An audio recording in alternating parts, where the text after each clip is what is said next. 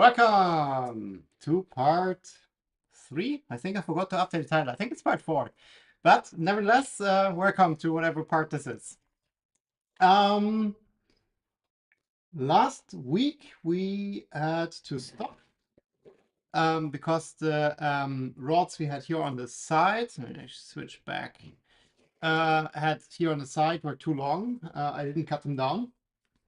They need to be 280 or 285. I forgot, one of the 2 millimeters. And for some reason, he always sits on the bed. It's kind of funny. 280 or 285. Yep. Oh, he sees his toy. I mean, let me. Which one do you want? Red or green? He still loves playing with these filament bits. And if this is what his heart desires, then he shall get some. But yeah, so we had to stop because this didn't fit. And I actually had quite a bit of trouble cutting them down. I never had to cut these smooth rods. Let me actually quickly get them out.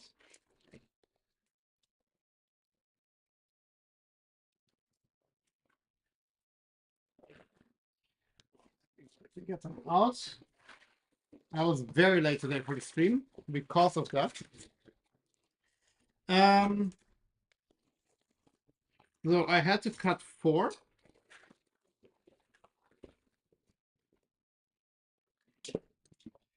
And I didn't clean up the edge, so they're like a little bit like rough. But there are 4, 2 to 80 and 2 to 85.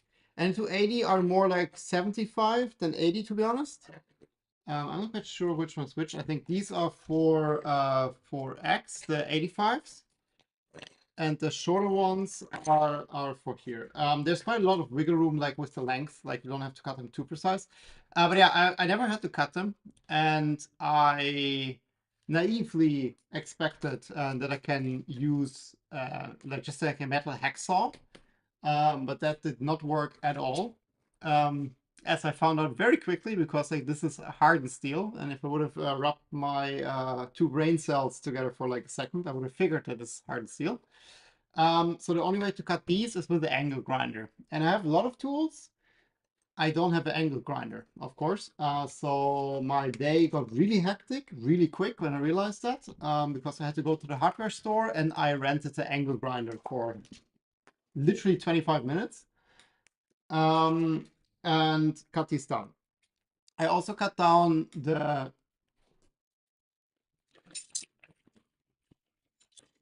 lead screws. So these are also now cut to size, and they have quite a sharp edge here still. Like I didn't have time today to like make it nice. So we might need to file a little bit, but these are now the correct length, as Loki confirms. So we can install the motors. Maybe that's a good first step to do. Let's just start with the motors, because then the Z drive is also complete, right? Then there's nothing more we need to do on Z. And after that, let's just continue with the AB drives. So I think enough talk for the beginning. Let's just get going. Yeah, let's just start with the Z motors. Steve was already joking on the Discord server that we are doing Z Drive Part 3 today, which is a fair assessment, I think. Hi, Ravenkeeper, welcome. Hi, Darash, welcome. So, we need 2 motors. So by default, this build is using motors with integrated shafts, but I use what I have, and I have these NEMA 17 steppers from my Ender. And they obviously don't have integrated shafts, they use the couplers. But it doesn't really matter. There's enough clearance basically that we can make that work either way. So I would suggest let's just flip this over to the sides. That might make installation a bit easier. Oh yeah, and I noticed and forgot that we didn't tie down one of these stacks, so we have to do that again.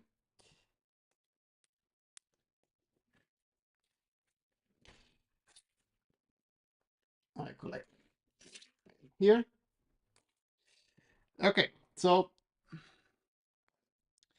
let's just first couple the motors. I think that's a good first step. Let's just couple it together and we go from there.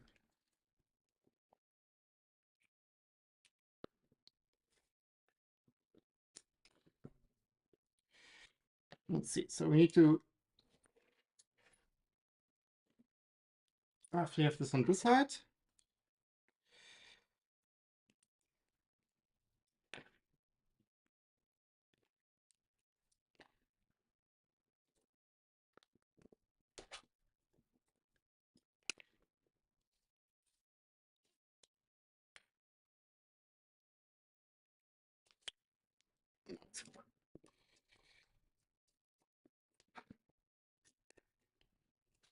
And there is our motor. So we have, of course, more. Let me see. I have two more of these. So I'm using these flatter ones. I think they're because I manually added like flat side here. So, but it doesn't really matter for this kind of coupler because it's just like pressing down, clamping down. Clamping down is the word.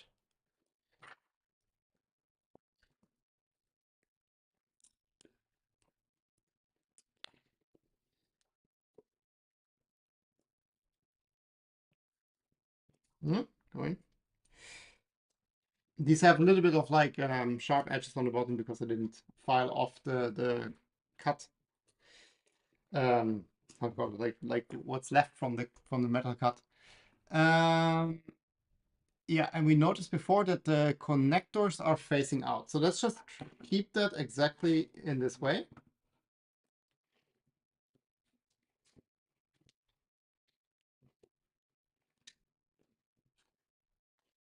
No, doesn't want to be pushed in.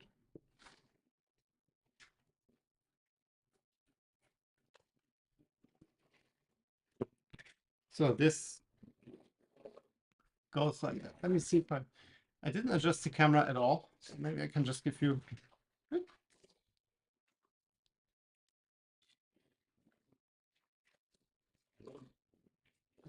have to push a little bit here. Okay, cool. Then we have these green connector parts.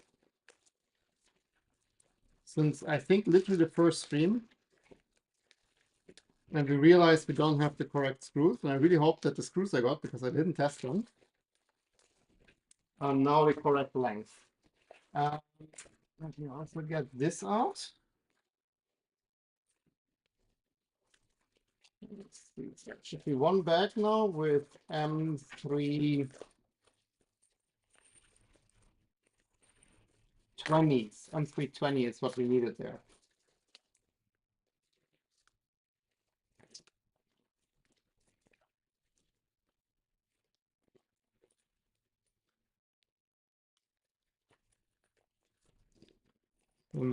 Big question is, where did I put those?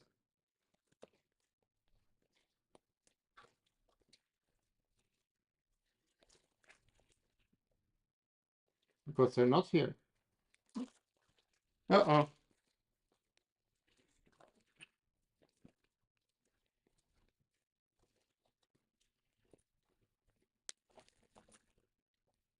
No, definitely not here. 30s, 30s. Ah, here you are. Too many packs of random screws. These are M320, which is what we decided we need. Let's just see if this is correct.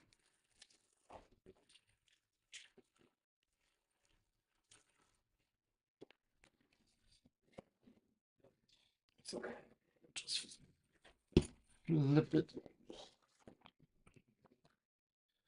over. Do it like this. That looks good. I mean, I have a camera in my face, but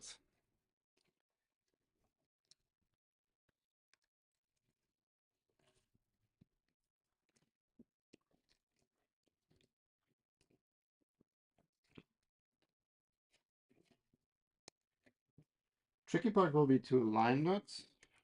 I guess.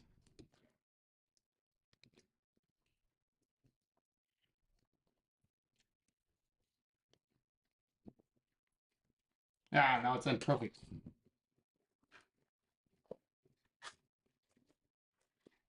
Yeah, that's also good here on top. So let me see the. So there's just the lead screw like on when the bed is on top, it's like under the surface of the bed, so that's perfect. Cool. Let's do this a couple times more.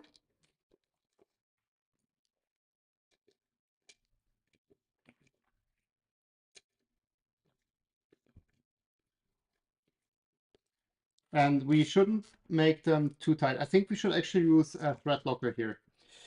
Now let's think about it. This is might be like a good thread locker application because we don't want to tighten them down that the motor can move a bit and self-align. So let's just do like a little bit of like a reverse here. So basically, whenever you can't tighten the screws fully down, you have to use thread locker because otherwise the screw, like if the screw is loose, it will only like get looser over time. So then thread locker becomes like an absolute necessity.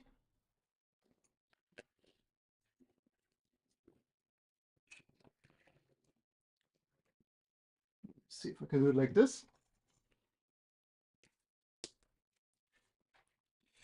Yeah, let's just get it out.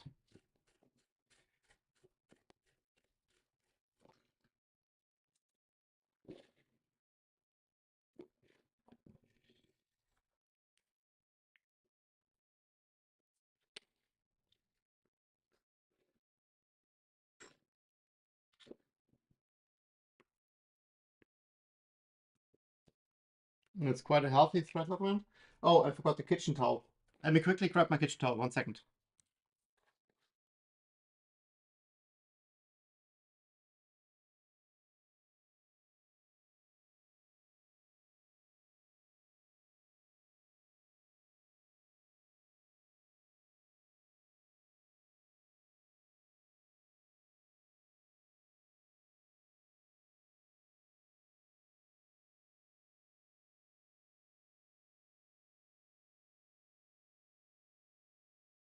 And of course, the one in the kitchen was empty.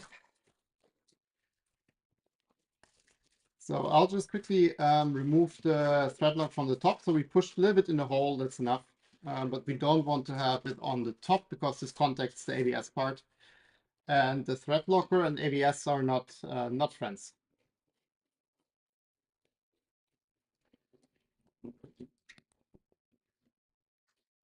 But to be honest, like if I put the, now it's good I see it. If I put the connector to the outside, it's completely blocked. So that doesn't work. I think the smart is actually to orient it to the back doesn't work because then the motor doesn't settle. So the only way we have with these specific motors is this way. This is the only orientation I can put them in. Let's see. Yeah, let's just fill it up again.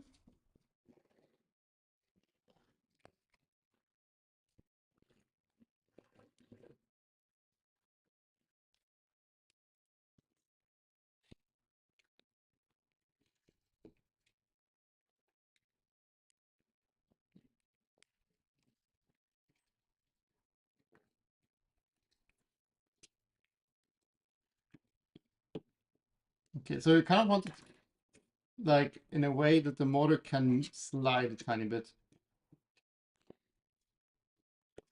So this is perfect. I guess maybe a little bit tighter, but let's do the other ones first.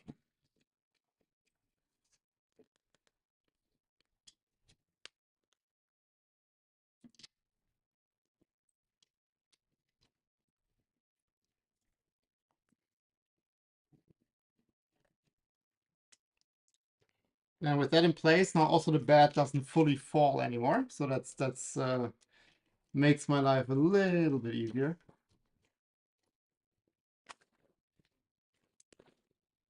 Okay, so you see here, like it can slide a bit, like it's quite hard. So let's just,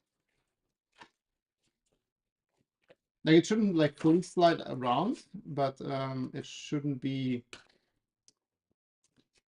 super tight either. So I think this is quite okay because then it can like adjust a bit on its own if it's on the bottom position especially. Okay, so rinse and repeat. We have a motor here. Just quickly push that in.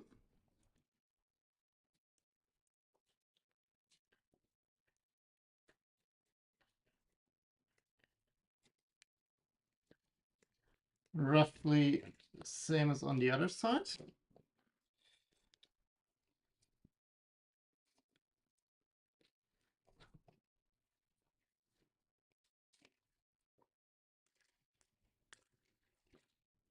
One, two, three, four.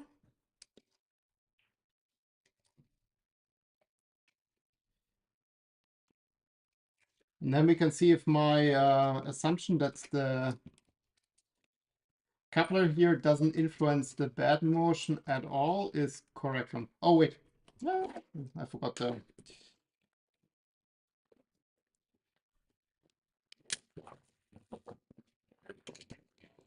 Oh, I forgot the thread lock.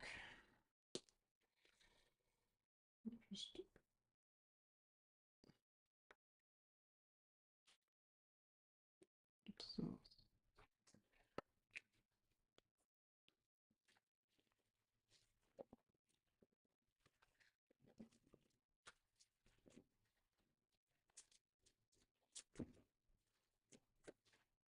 I think there nothing went into the hole here. Just quickly. Oh. So in this case, nothing went into the hole, so I'll just quickly like reapply a bit. And just quickly put a screw in that like we have a little bit of thread locker in the thread.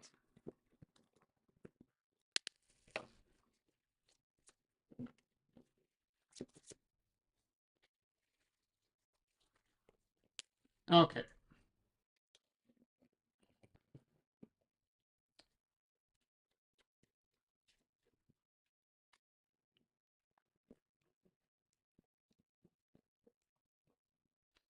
Make sure that the connector is facing the center.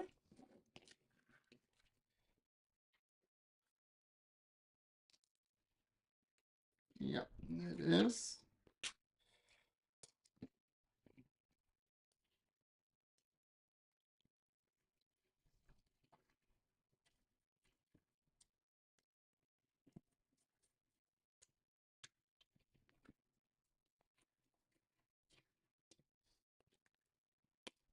This one is a bit odd. Oh, that's the wrong screw. That's a 30, not a 20. I was like, why is it like, it's kind of grabbing the thread, but it's like way too far out.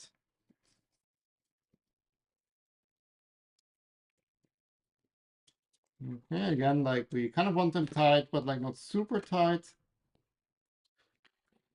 So that this can move a bit, which at the moment is not the case.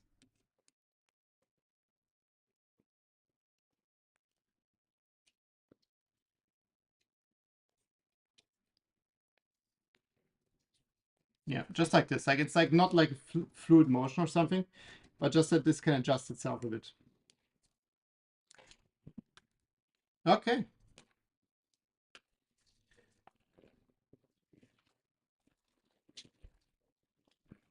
And that would minus the cabling, of course, but this should be the Z drive. And even if the bed is a little bit crooked, like I think it's like quite good in like moving still. Because like if the bed is crooked, you don't want the system to lock up. That would be quite bad. These are also, let's take a look. I mean, these kind of self-centered here. I'm not sure. I think we should tighten these down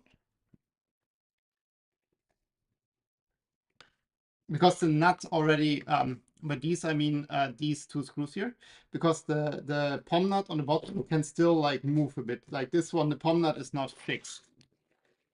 So it's okay to tighten these down. Let's just make sure.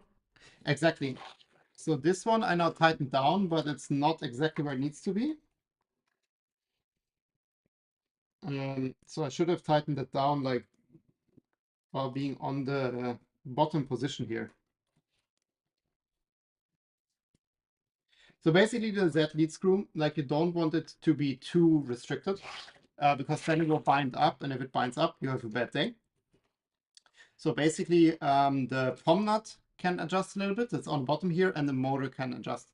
So basically they will just wiggle in place like where they want to be.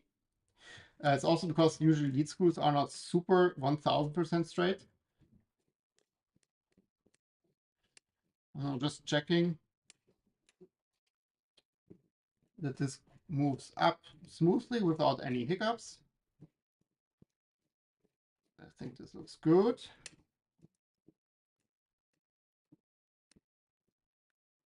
This lead screw is a bit shorter. I think we pushed one not fully in, or I just did a very bad job at cutting, but you can see, I'm sure you can see it. Yeah, from here, maybe you can see it. Like this one is like a fair bit lower on the bed, where this is almost equal, but like, yeah.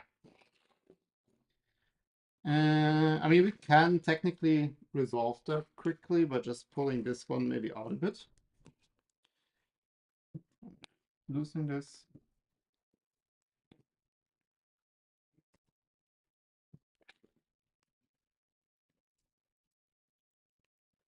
Okay. Rather equal. Perfect. And don't do that with the main board plugged in, because the motors, if you push the bed down like this, the motors will generate current, and that can destroy your steppers. It's never, of course, happened to me. I never destroyed any steppers.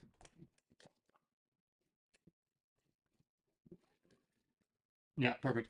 Also, this motor now moved a little bit. Like the first time I pushed it down, there was a bit of resistance or like binding at the bottom.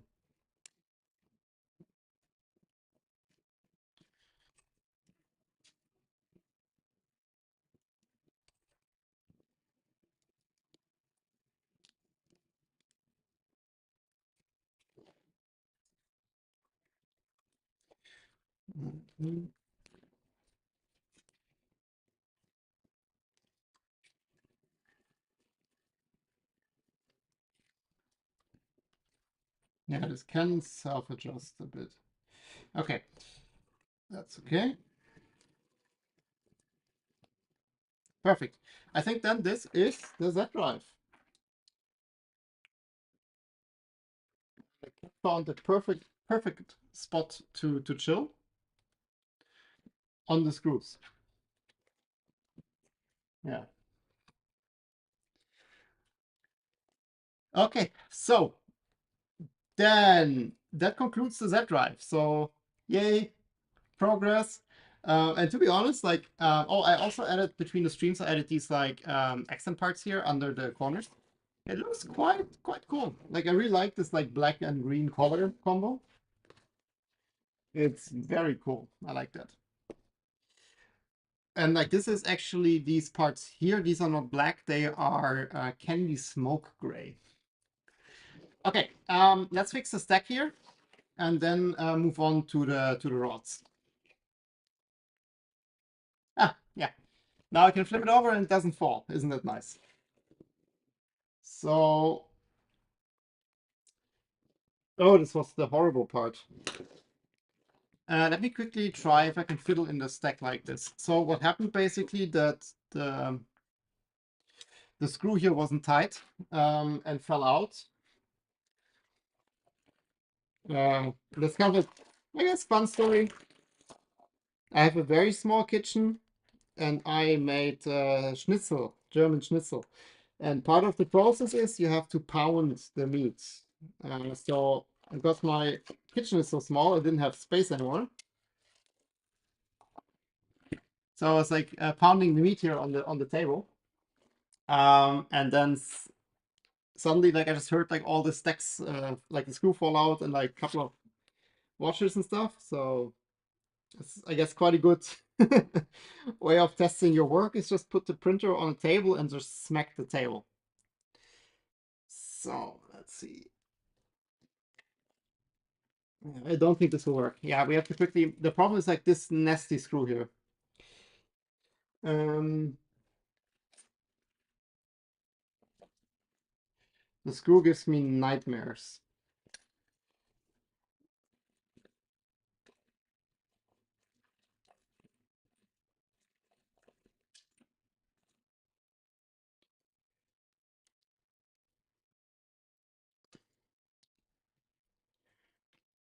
Because so basically this bar here completely blocks like the bar and the part here. So whenever you build that, first put these corners in place before doing that, because like these screws are impossible to access.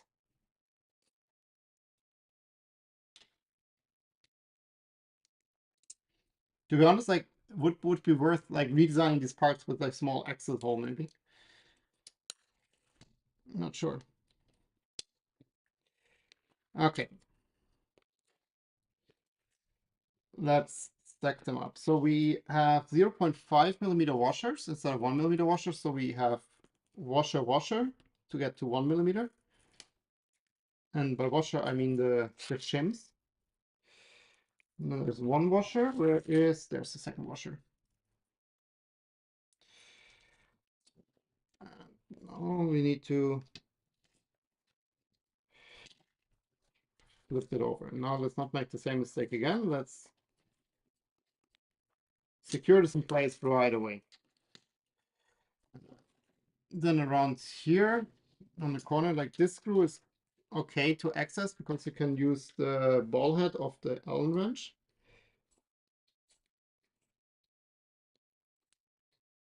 Also, we can't tighten them too much yet because we still have to put the rod in, which we can do on the other side. Okay. But let's make sure that these are at least not falling out.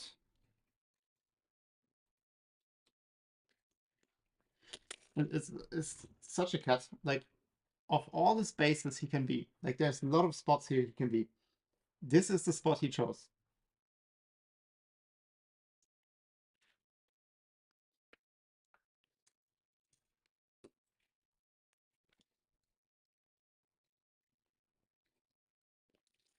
I think what happened is like we loosened the screw here slightly that we can push in the rod, and then I loosened it a little bit too much.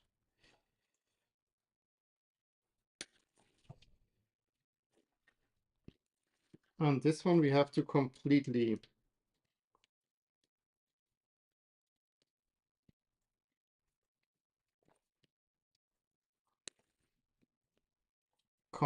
get out here.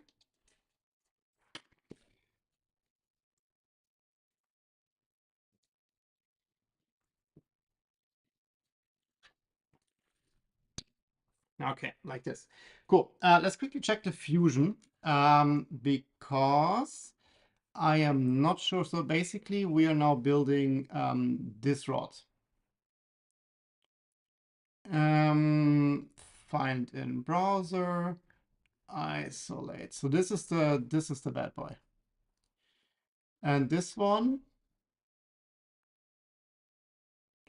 is 280 millimeter. So we need the 280 millimeter one.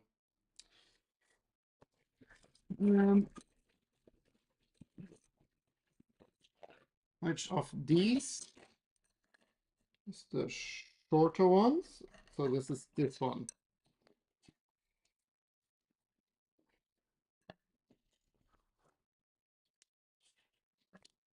Oh, come.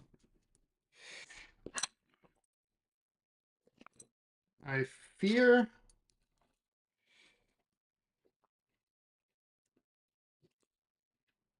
I also have to loosen this one again.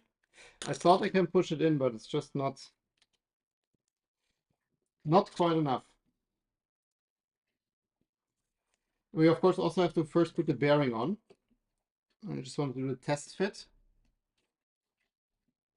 That is Steve. Yeah, the bearing. Yes, yes. I just want to see if it fits, but I think it fits. Like the length looks quite okay. Let's just say like I don't trust my angle grinder precision skills.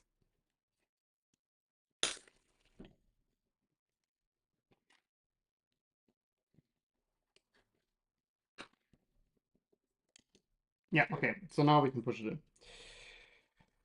Okay, so this should fit, and I think there's enough like overlap with the printed part because like these are a tiny bit shorter than what they use or should be. But still, like there's like enough wiggle room. Like if they're a bit too long, a bit too short. But this is a good fit. Okay, so this is at least a success. Let me make sure to secure this here. Let's take a look at the bearings. Add-on. Let's take a look at the bearings. I got new magnets. I was running out of magnets, which is not a good situation for me. Bearings.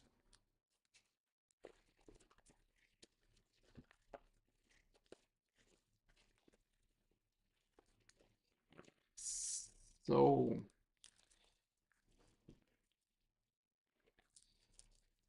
here we go. Let me actually quickly grab the grease. And this one has holes.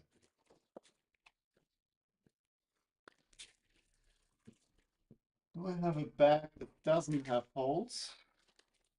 This one doesn't have holes, so we use this one.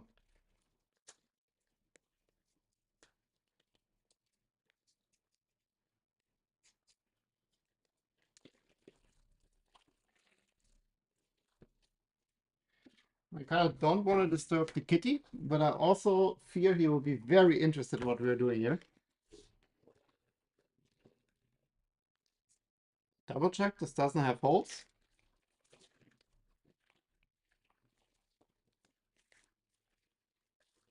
So basically, whenever you use bearings, just give them like a quick rinse in isopropyl alcohol.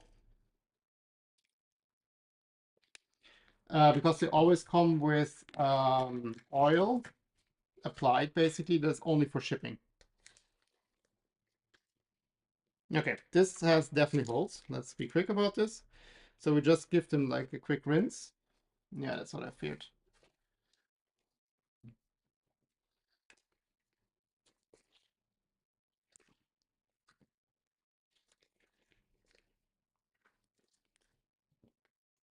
No.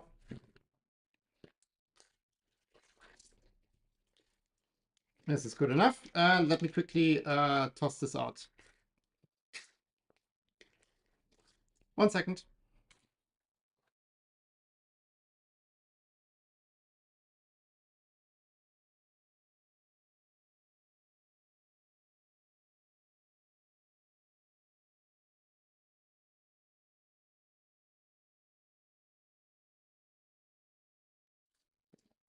Shouldn't have trusted a random bag to be watertight.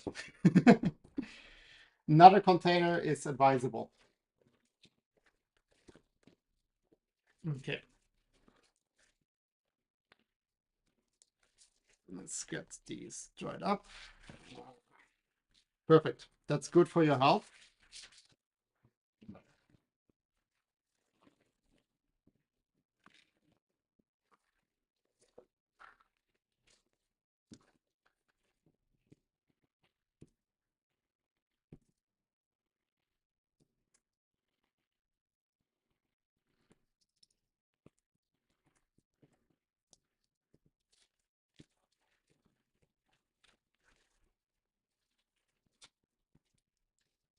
Okay. Then let's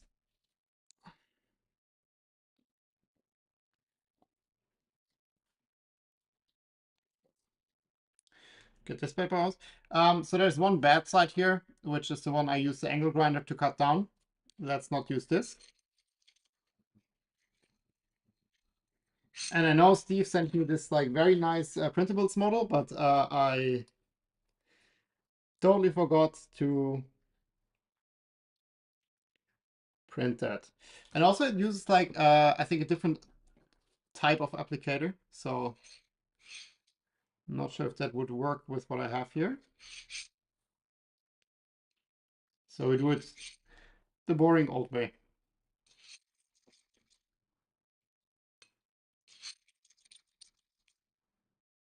Old and messy, I should say.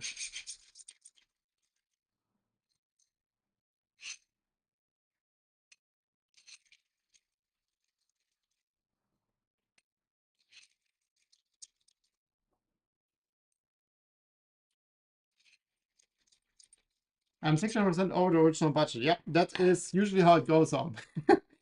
Have you run over a planned budget before? Yes.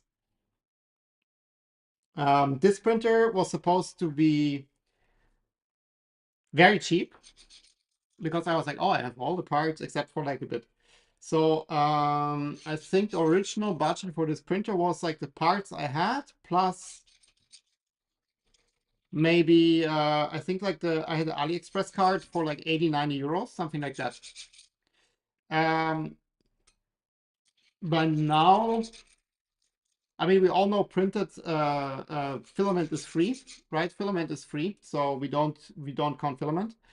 But I had to spend another 50 euro on the bed carriage, which I did not anticipate. Like I basically bought two bed carriages, and one was like quite expensive, the one we have now in. What else was extra here in this build so far? I mean, right, we are not done yet. Oh yeah, the angle grinder today. So I rented the angle grinder. That was like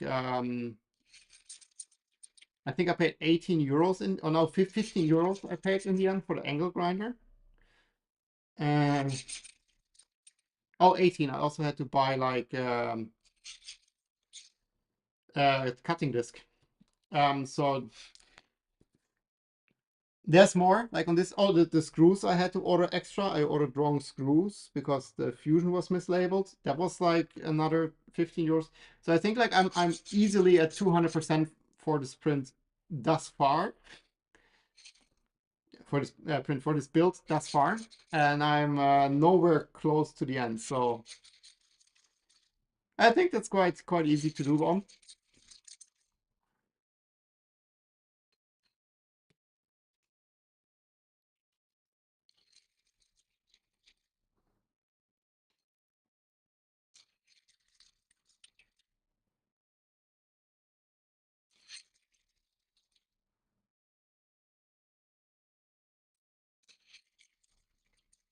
And you thought of using a wooden frame and my Arduino with RAMs as the main board, but ended up with 2020 extrusions and a BTT Octopus Pro. Yeah, I think, you know, here's the thing. So you save most likely in the long term by having the aluminum extrusions because like it's just the easier thing to work with. Like it's easier to mount accessories to. It's a better frame, especially I think I remember you build a quite large printer, right? And I think especially there, like you will benefit from the aluminum extrusions.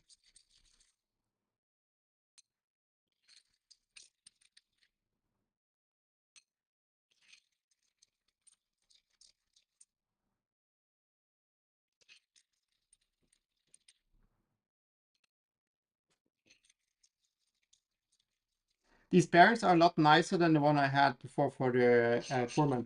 I'm not sure if I bought Fushi bearings back then. Yeah, 450 squared, yeah. Like I think especially at this size, you definitely benefit from the aluminum. Okay, I think this is quite okay.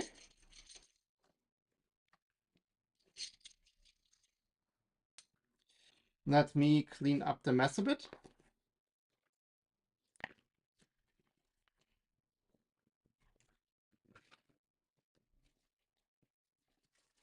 So make sure you use this completely infused kitchen towel.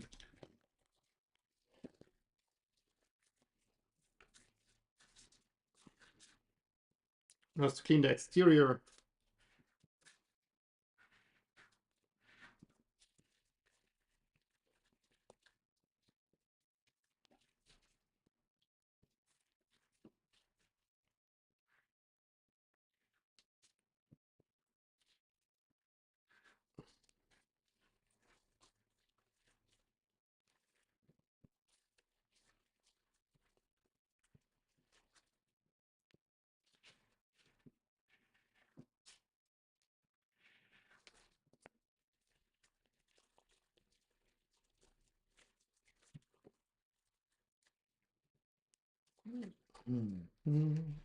Okay, here we go.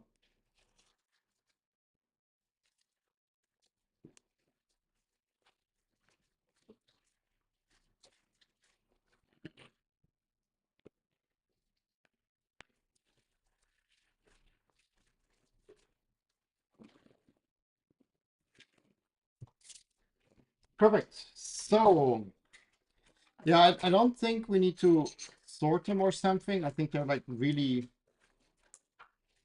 similar. They have a fair bit of play, which is concerning me a tiny bit.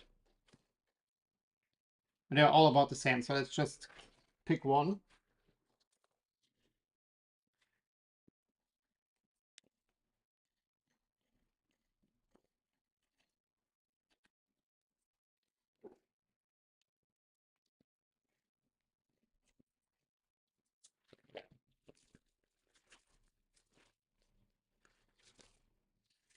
You're going to mark the bearings so you can mount X and not plus. Yep.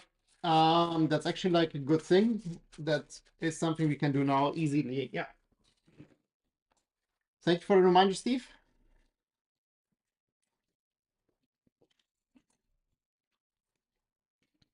Let me quickly do that. So I like to mark them in there's a little groove here, and I like to mark them in the groove. Because there the marker doesn't wear off as easily.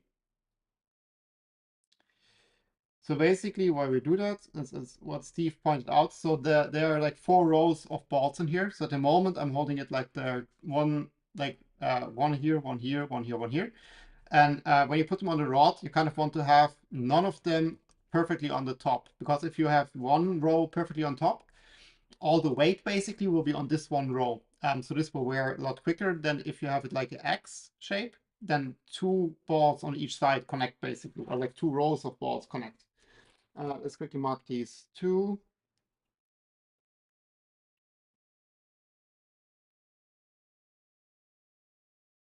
Yeah, and I just like to make a dot basically, and just I make sure that it's like in the groove, because like the marker doesn't stick to the metal very good.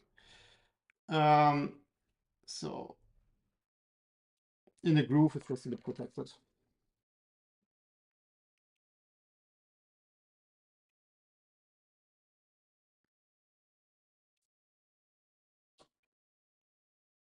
And I just look in, and like when I see the bolts across, I make a dot. Also doesn't have to be like super precise. You just need to have like a rough indication where it is. Cool. Okay. Third attempt. Thanks, Steve, for the reminder.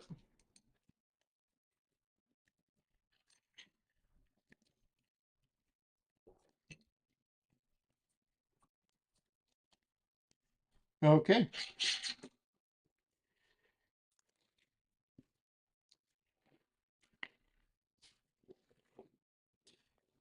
Let's clamp it down. I think now everything is in place that we need to be in place.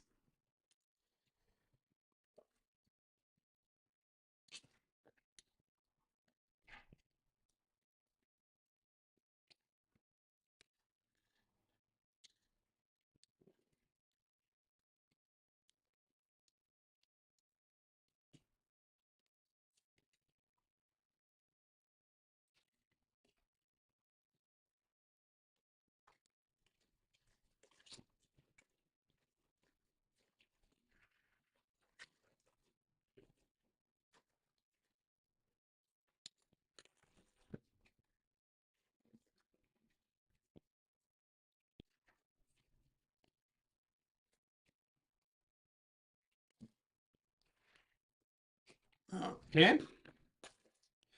Are you using a direct drive or Bowden setup? This will be direct drive. There's not really like a good reason for Bowden setup in general. Like the only thing where you would want to use Bowden maybe is like if you want to have the lightest tool head possible, but not really like a concern for me. Because for everything else, Bowden is like more hassle.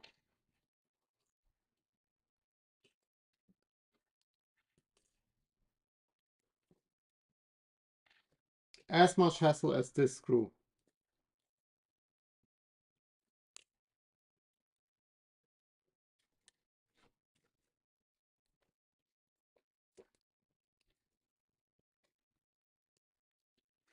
Thank you, Steve, for the reamer. I actually forgot to order that. I will do it right after the stream. Thank you so much.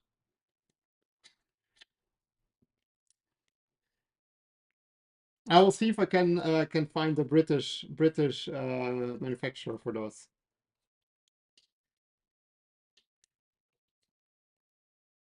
Here we go. Yeah, I think this is definitely holding good. The bearings are relatively light. Like they are quite well packed. Ah, let's see. Will turn out fine. Okay, second one on the other side.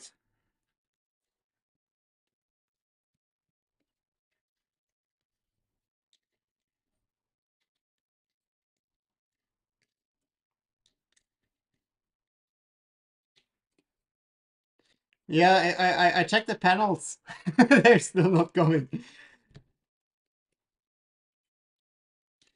I don't think so. Backstory here: Ravenkeeper is or made the panels for this machine, and we shipped them from Norway to the Netherlands. But so far, we had a lot of bad luck with like I think there was a flood or something. So the panels are not really moving.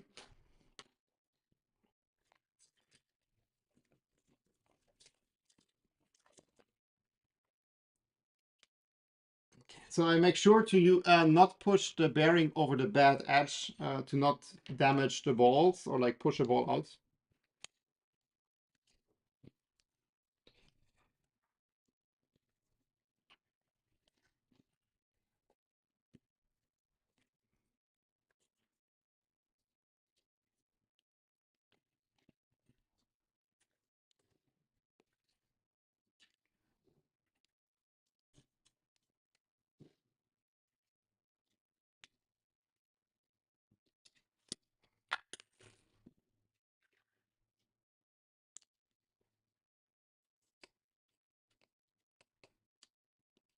Hi, Neo, welcome.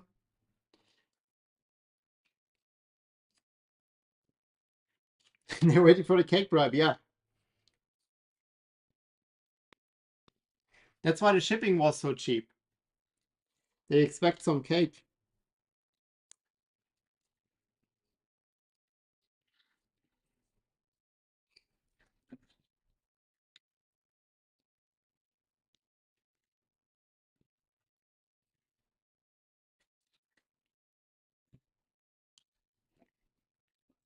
So this screw is really no fun.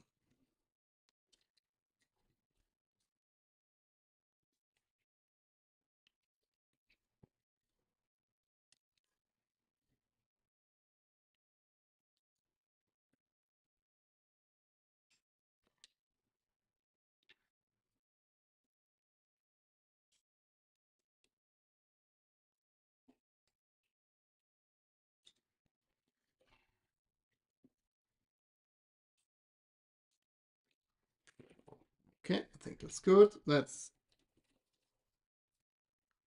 not lose the stack here. That would be awkward. I think that's already tight. Cool. That means we have one wide bearings.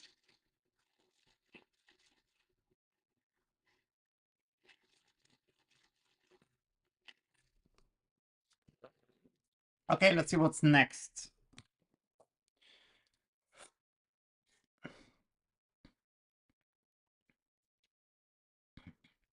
Landslide took out some roads, and I believe train tracks down south, detailed up here, and trains from Norway to Sweden are also out for at minimum 2 weeks more.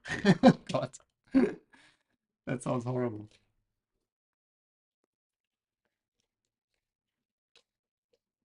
Wait, why do I have not a right? There's no right click here. Why is my right click not working?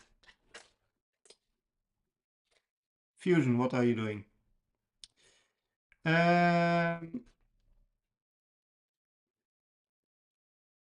Unisolate all. Here we go. So then I think the next step would be to do the X beam here. So let me quickly, if I just isolate the X-axis. So right click isolate is very helpful if you like look through these like larger assemblies. So we have 3 parts here. We have the 2 green ones that I printed today in green and the 2 center ones. Let me see. Oh, I forgot to get the printed parts. I was like, there's not enough stuff here on the table. Is this your toy? Is this your toy of today? Yeah.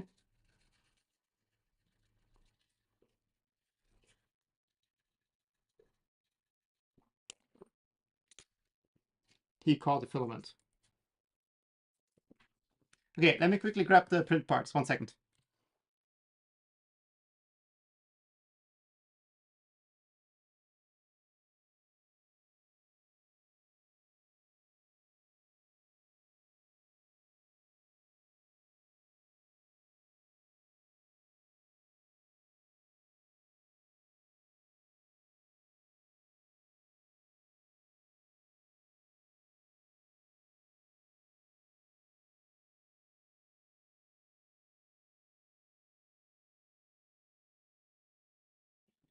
Here we go. That's all the parts we need later, I think.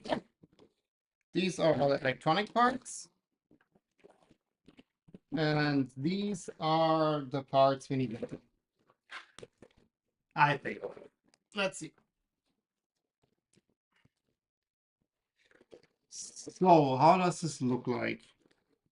You help me search?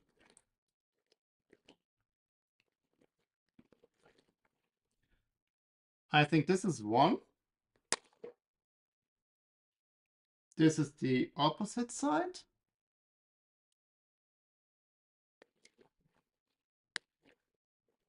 Then these are the ones I printed in green.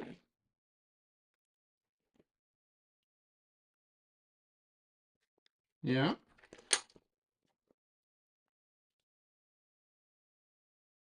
So we need a part that looks like this. No.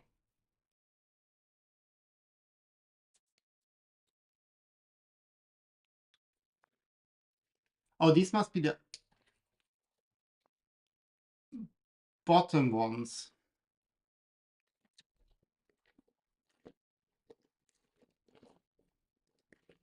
I don't see them here, so I must have sorted them in a different box. I don't see any more parts here with cutouts. So for these, I also have the green ones. Like these are identical. Same goes for these. Okay, let's quickly check the other boxes. This machine has an insane amount of printed parts.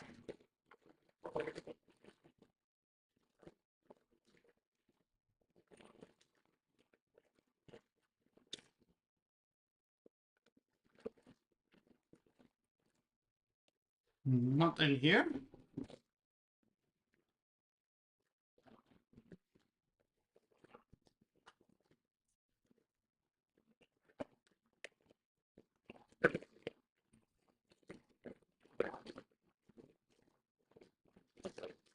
Uh-oh. Geht better.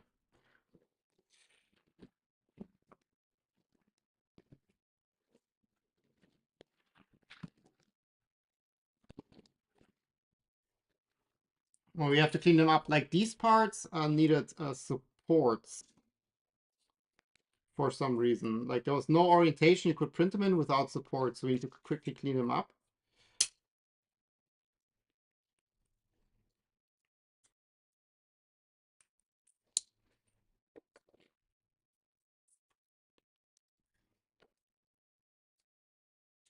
I should have been maybe a little bit more like selective with where support is placed.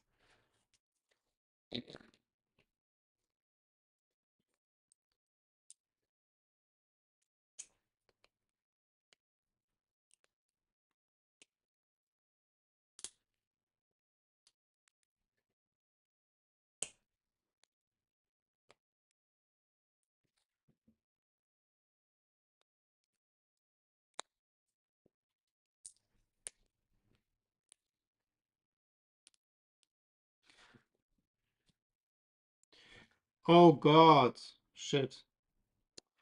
Oh no, it placed so there's a through hole here. And it filled it up with support. Shit, I didn't see that.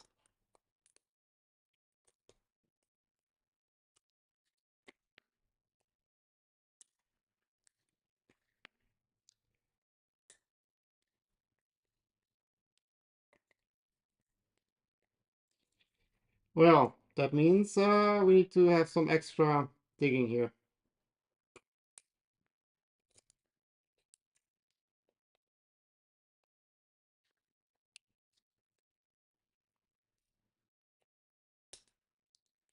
I just enabled support for the part.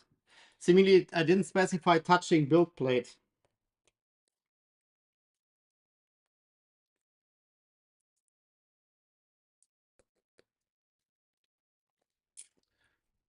Uh,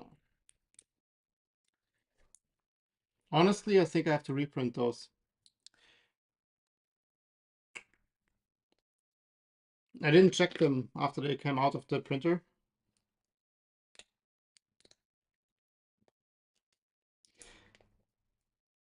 Because the support interface here is not very easy to remove. And I literally have to remove it through the whole thing here. Let's see if I...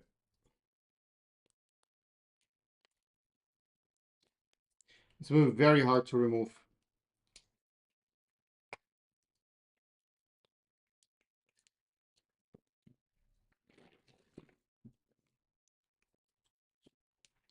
Cat.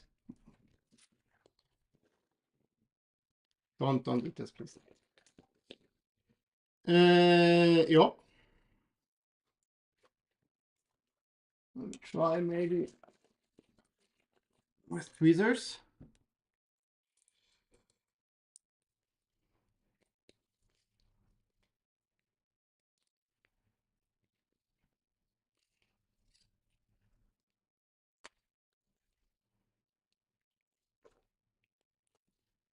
Don't eat it.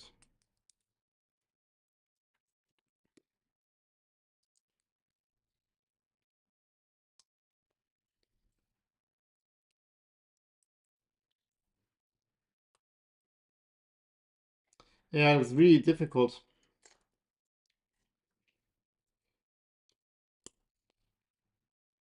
It's like if you look at the other part, there at least we don't have this pocket.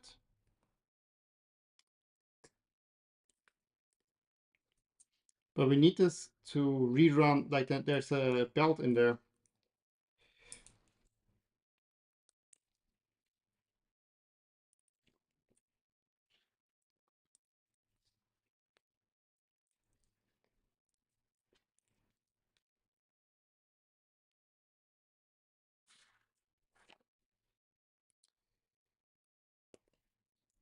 Yeah, okay. I think I have to reprint these parts. That is not good.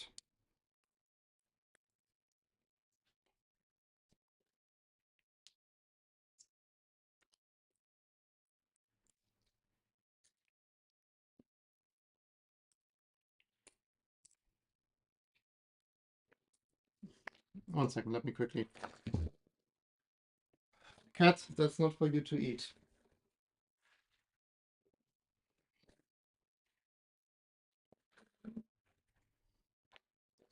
Yeah, okay. Let's make the call. So I have to reprint these parts. That's not in a. I mean, most likely I can clean it up.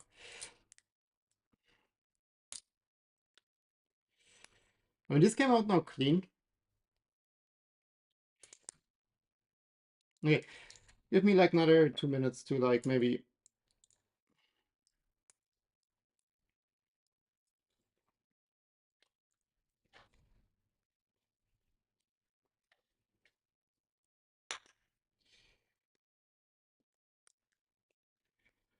Definitely not the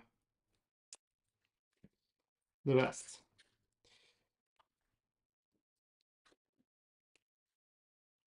Okay, but this is now mostly out. I think this part might.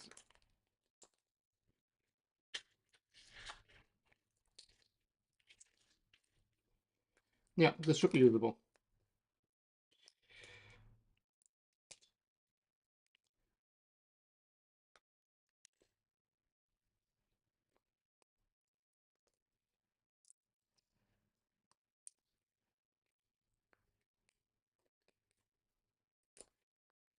Yeah. Minus the scratches in the inside.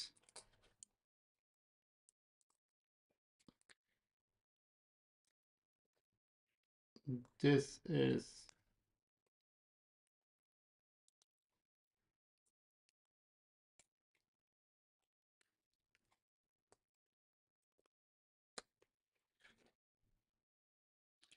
This looks good.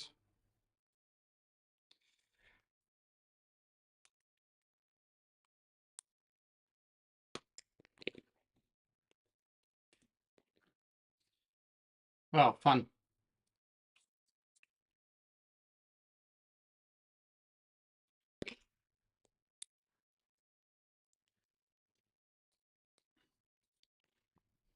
Let's try if we can replicate it.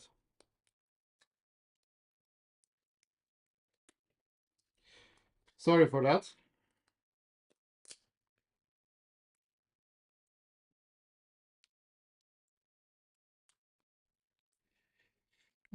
How many euros does the Ender 3 cost in EU UK? I don't think the original Ender 3 is still for sale. I'm not sure.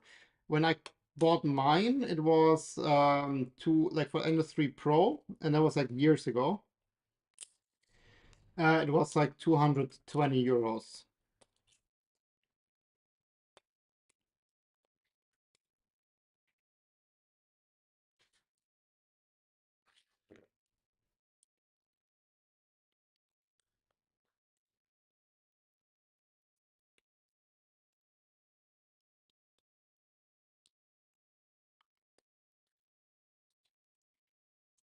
Okay.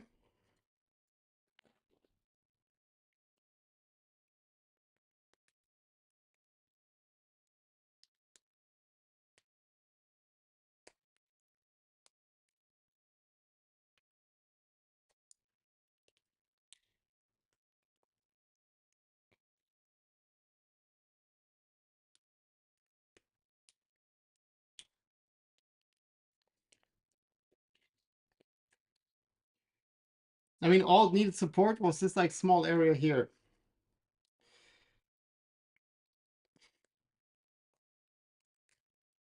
And Orca was like, hold my beer.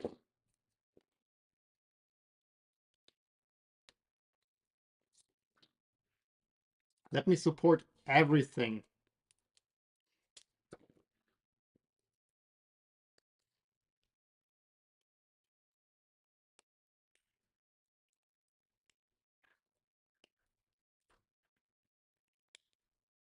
Yeah, this is the one I'm concerned about because it's quite long.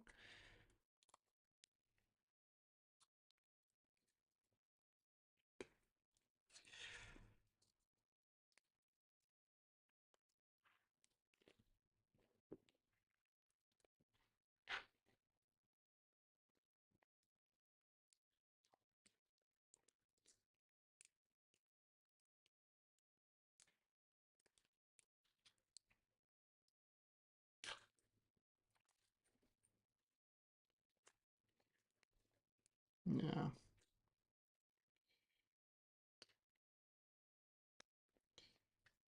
That's sort of following.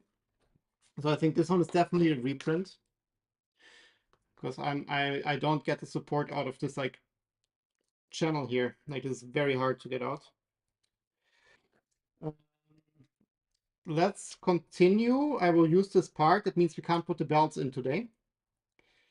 And I will reprint that and quickly swap it out later on. But then we can continue and see if we get any other roadblocks. Oh,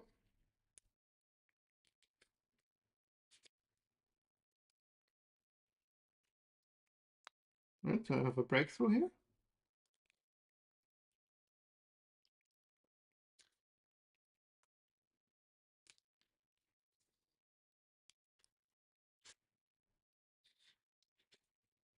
Maybe I do have a breakthrough here.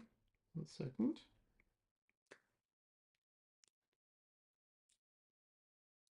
Nope. I thought because there's like this initial support interface and I thought this came loose, but no. Okay, let's continue. But then basically I have to swap this part out. I'll swap out both of those. But we can continue and see like how far we get. You can for sure assemble AB drives, like the motor drives.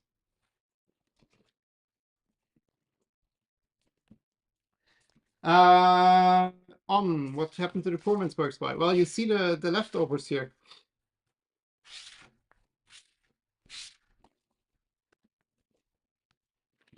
The parts for this machine are the poor man parts by. So this is the bad. The rods are the same.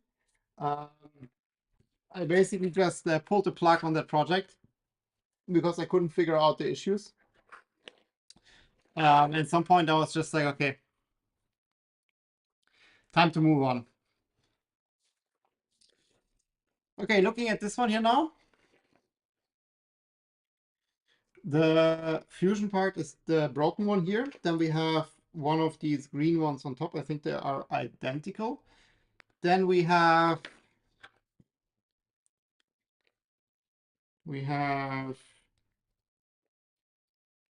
this one on the bottom.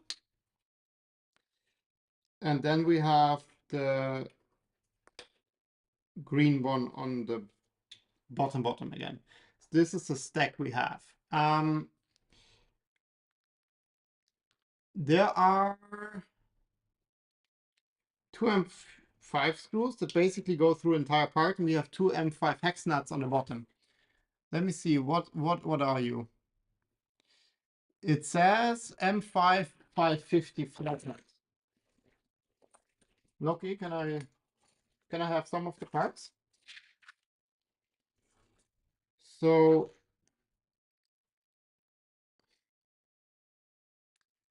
we have 2 M5 square nuts here.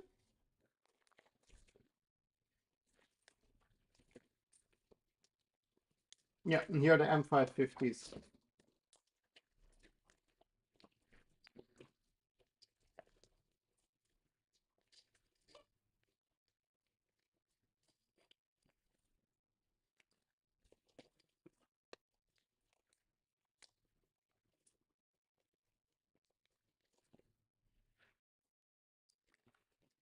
Okay, so from the top, I think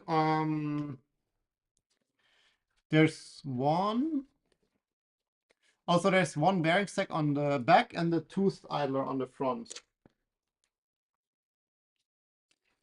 So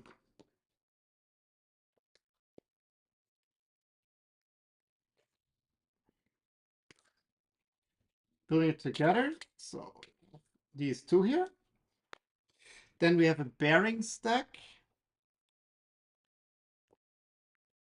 on this one. And where did I put the toothed idlers? It should also be in here. Here they are.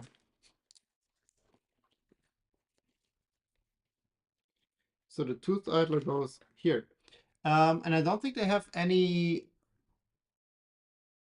No, they don't have any washers around. So tooth idler is blank.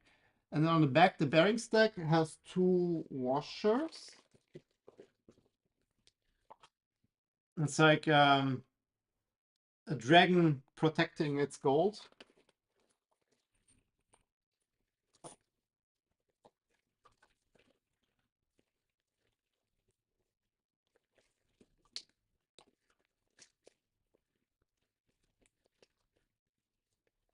Where are the shrimp?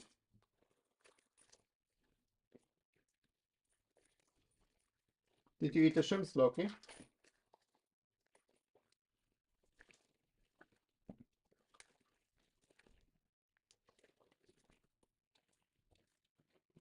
Ah, here are the shrimps. The shrimps are here. So we have shrimp, shrimp. Then we have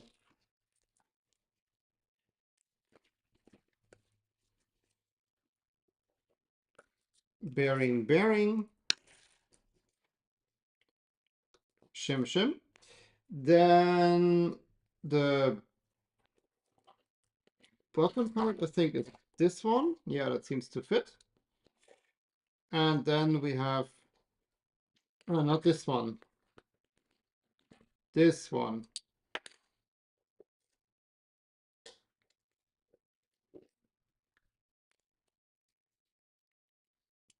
Like this.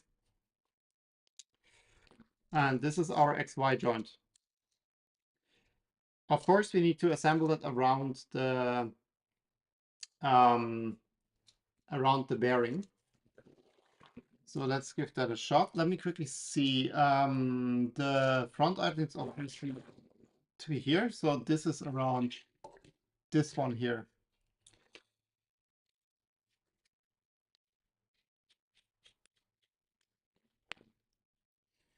So let's see how that goes. Can I turn this? Because like now, if I pull this out,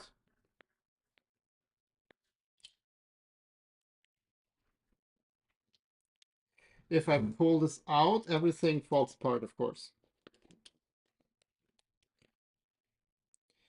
So I think it's best to do this upside down. If we do this upside down, like this, let me quickly give you better camera view. If we do it upside down, I can pull out this part.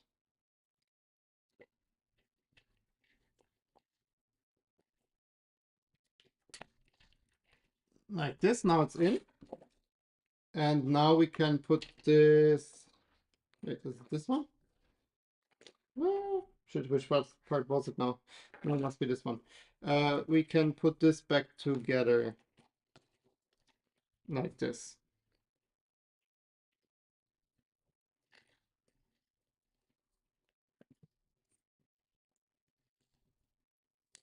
Might be easier if you do it like directly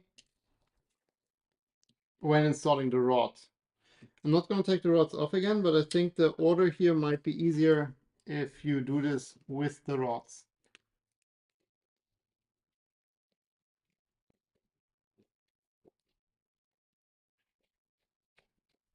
But I think otherwise upside down also works quite okay.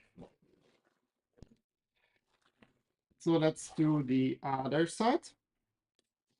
So we start with the little green one, then the, quickly check. So from the front, the one without. So this goes in here and quickly push the screws through.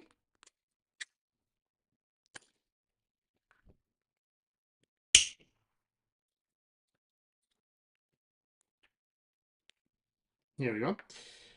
Then this goes to the front. And here we have shim, shim, bearing, bearing. Up, I have one shim too little. Put another one.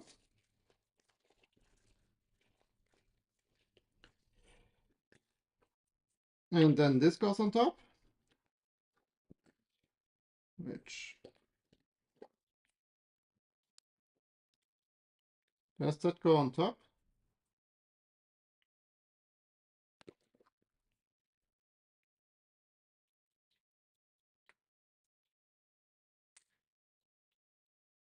Oh wait, I'm stupid. I like this does not fit together. The stack needs to be in here. This is, it needs to be in here.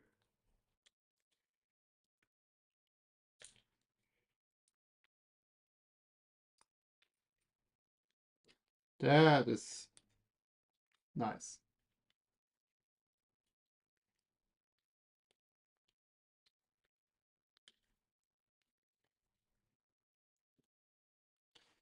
So you have to build a stack inside here. I'm not sure if this is like good design.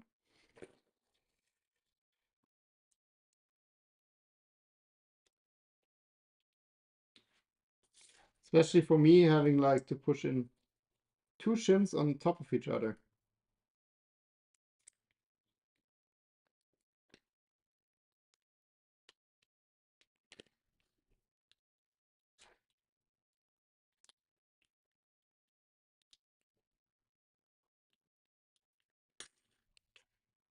Ah, we managed. Okay, well, half is bad.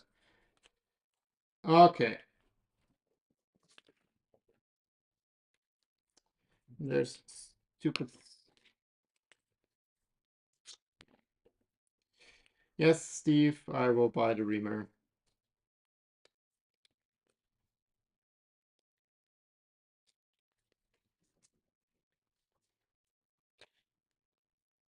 Here we go. And that's the complete stack. So the only difficulty here is now basically we also have to embed the X rods, of course.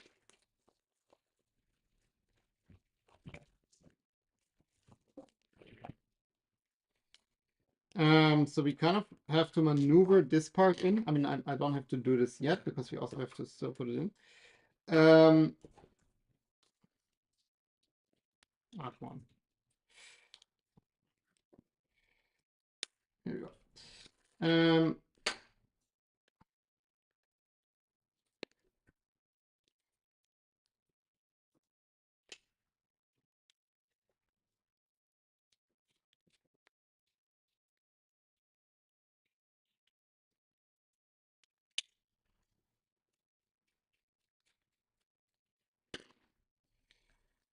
Uh-oh.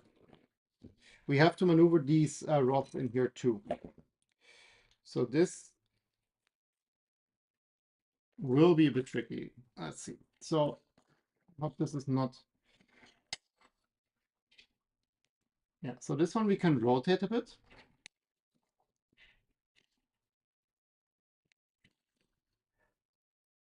Use the good side on this side.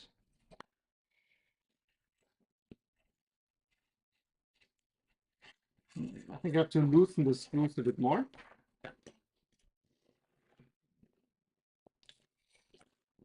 So this one was already quite tight. So let's maneuver these in.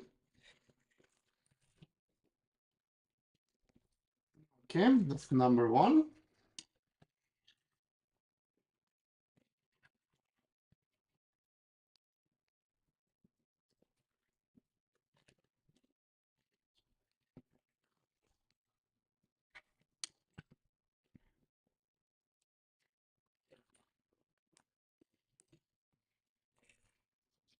That's the one with support. So it's, I think the support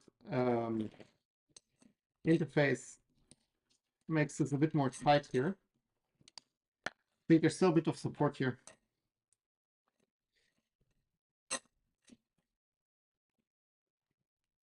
There we go. So that's.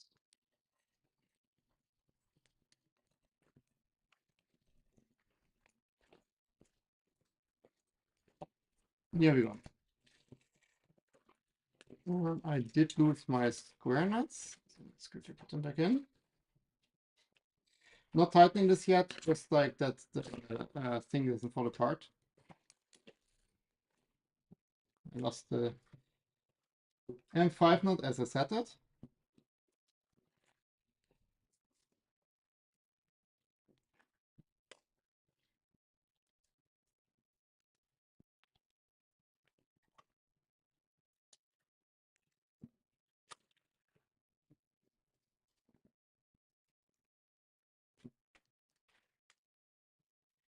Okay.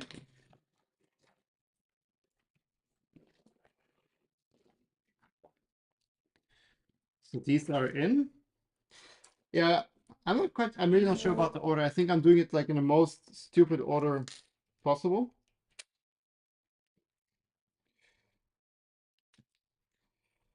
That is for sure. I think it's best to first do X, assemble that. I also still have to do the bearings on. Let's actually do that before I forget that. Um,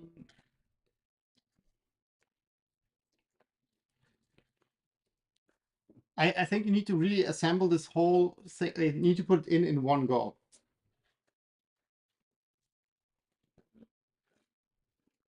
Because if you do it like I do it now here, it becomes very difficult. Because if I now try to add this here, I mean, that works. But now the problem becomes, how can I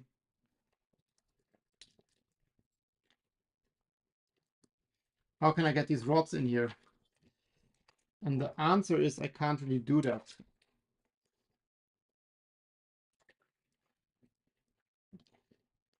I can maybe do it from this side if I remove the glue. I need to. Yep, I lost the. I mean, this works.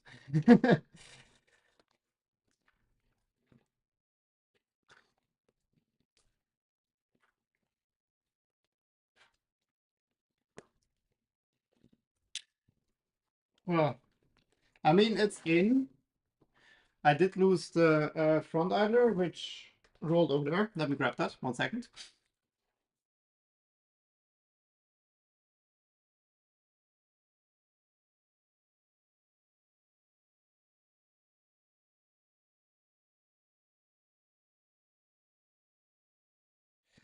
But yeah, I think it's best to first assemble this completely in like one go.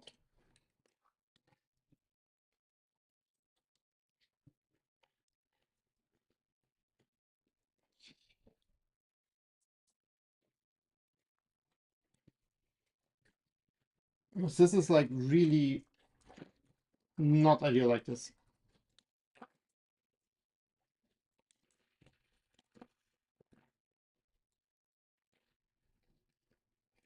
I mean, it works.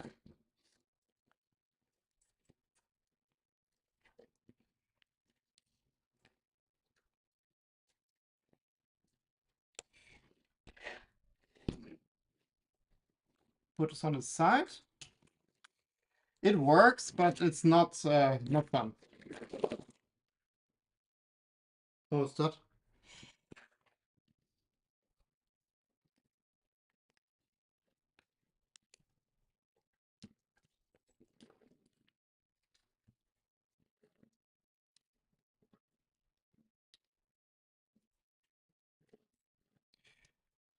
And I wonder if I can use quick release clamps to kind of like pull this together, but I think it doesn't.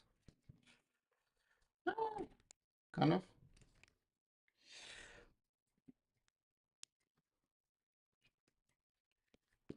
Like this. So I'm just want to quickly use the quick release clamp because the screws don't quite reach the other side as is at the moment. So just to help me push this together a bit, I think the rods and the support interface are not friends with the rods at the moment. I think it adds just like too much height to make it difficult.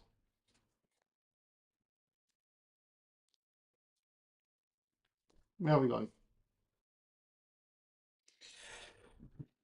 Okay, so this is not working.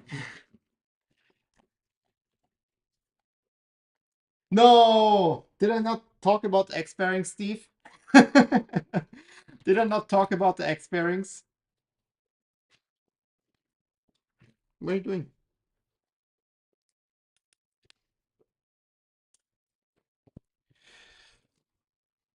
Ah, classic me.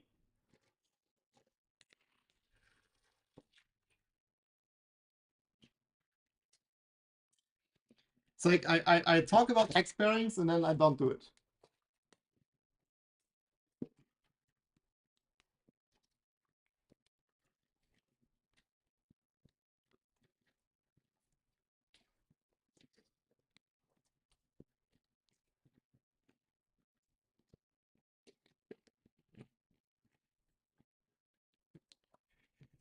Okay. This one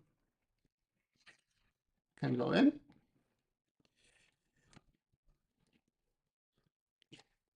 Oh.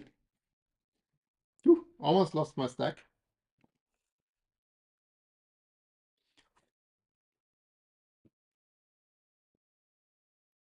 This is the flexed side. So there's a bit of like a bit of metal hanging over. So I think I even have to do this.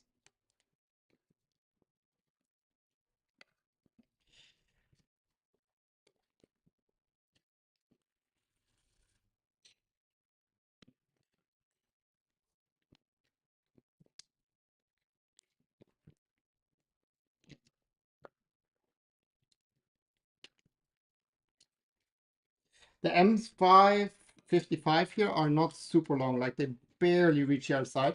So I'm not sure if this is now due to the fact that I have the supports there hanging in.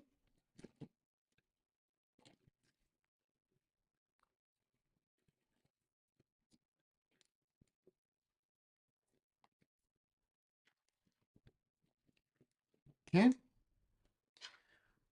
So something that would have needed to go in between here.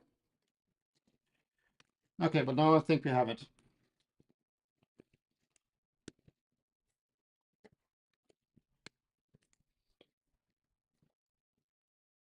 Yeah, I think M5 by 60 would be a better choice here.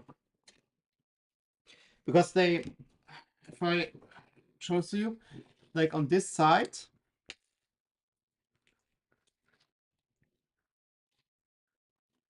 let's focus, like they're barely standing out here. Like it's barely over the surface, which makes it really difficult to tighten these screws, of course.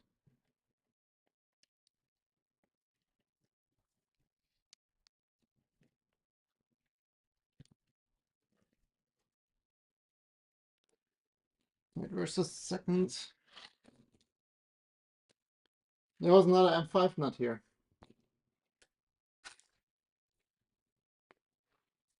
Well, that one's lost.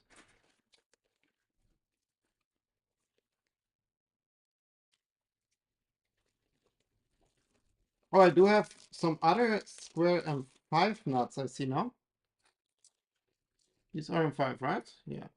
These might be nicer here. So they're a little bit flatter. You don't see them poking out.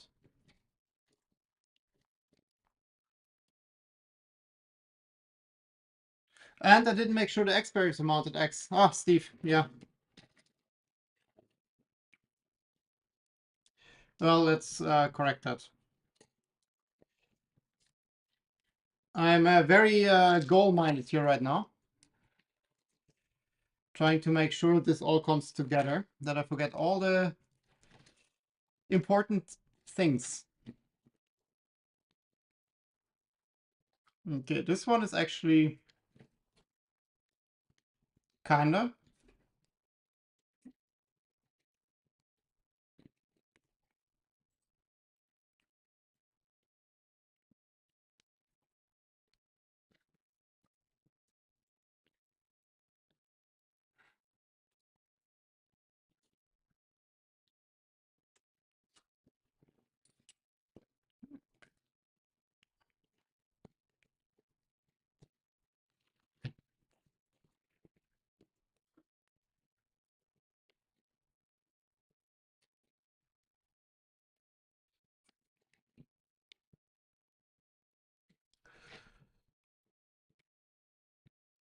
Okay, now it is.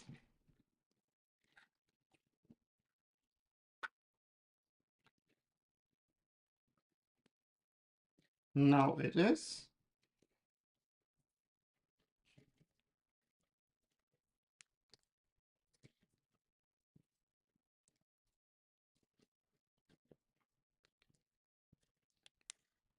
Okay.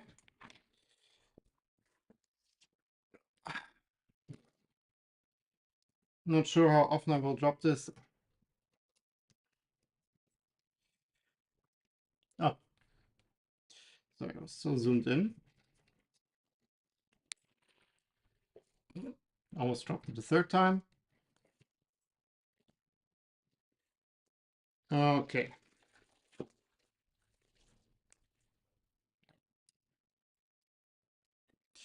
Yeah, I think the proper way to do this is first assemble what I'm doing now here, this X.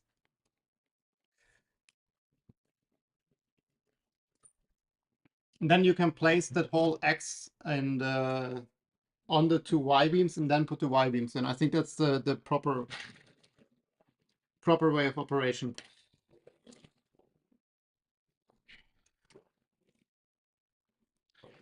Because this is the most painful way I can imagine to do this.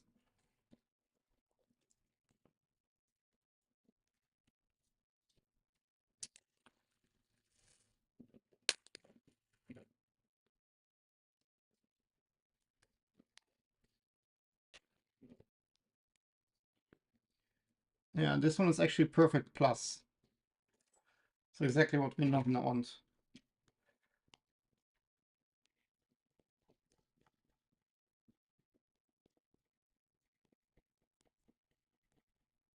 Okay, so it's like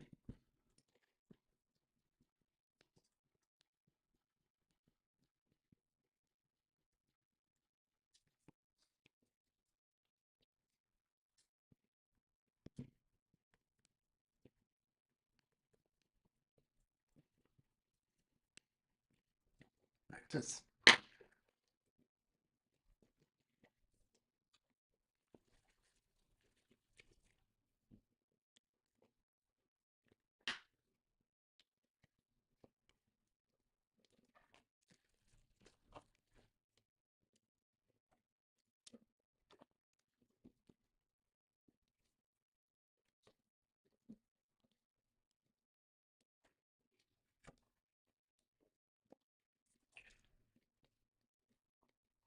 And actually the M5 by 55 are quite good now. Like they're kind of filling the whole nut after you tighten it, so I think it's okay.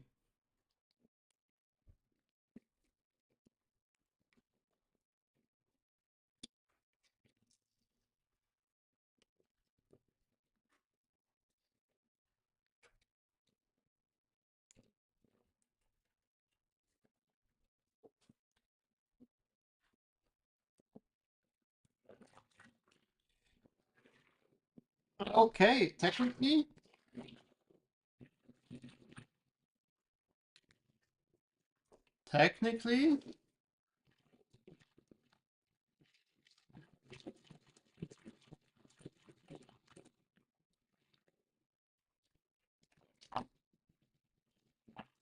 I mean, this is a lot of play. And that's a bit what concerns me, like this having so much play. Because this was also an issue I had on the poor man. That I think this caused problems. But let's see. The belts will stabilize that. The belts will stabilize that. Second, I'm looking for one part. Of course, in the last box.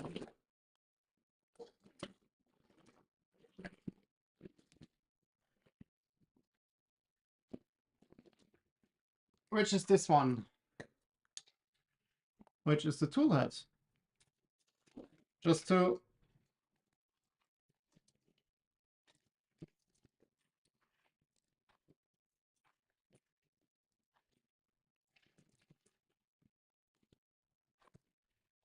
kind of push this in place.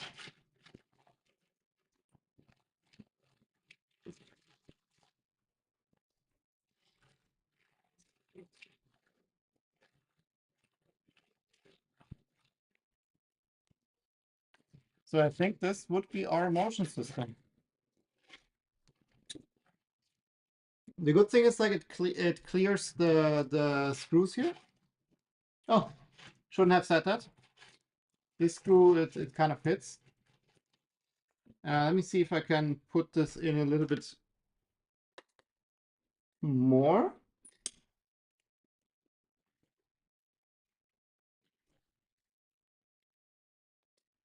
Oh.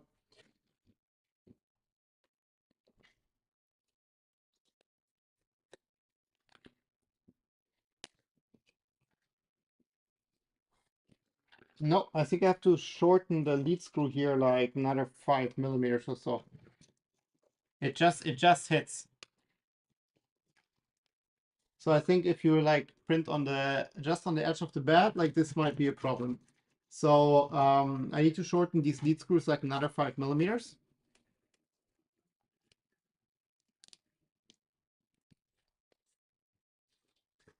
Which is not a problem because already now like here like the bed touches this vent. So I think the highest we ever get is here. So you have like quite a lot of like extra distance here. So yeah, I just need to shorten the lead screw like maybe another centimeter even. Yeah, another centimeter.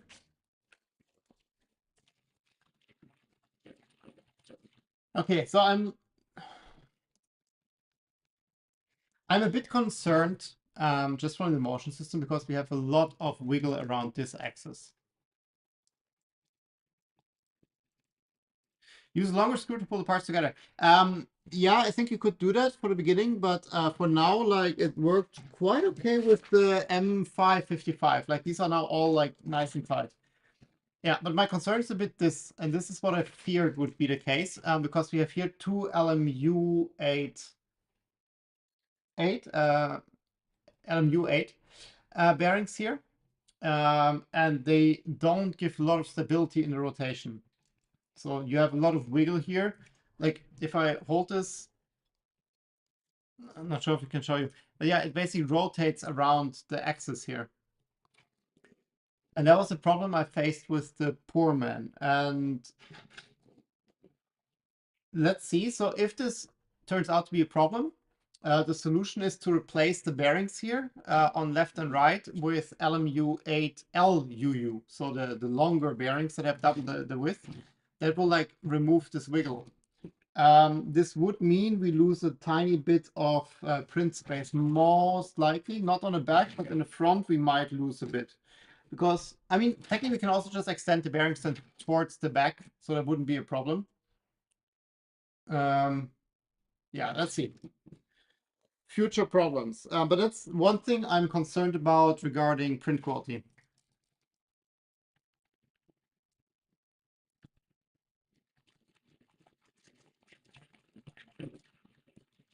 But in general, this is a very lightweight setup.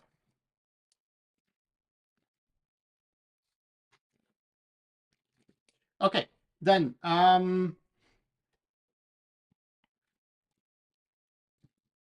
you can see like where the parts are with the supports, like it doesn't fully close here the gap. So there's a bit of like extra material still. But it is looking like a printer, I would say.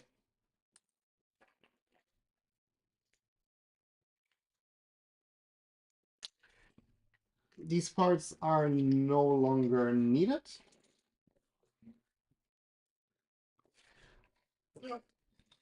I pushed my... Okay, that's for later. I pushed my trash all over the place. Don't eat that, Loki. Okay, 1 second. I have to clean stuff.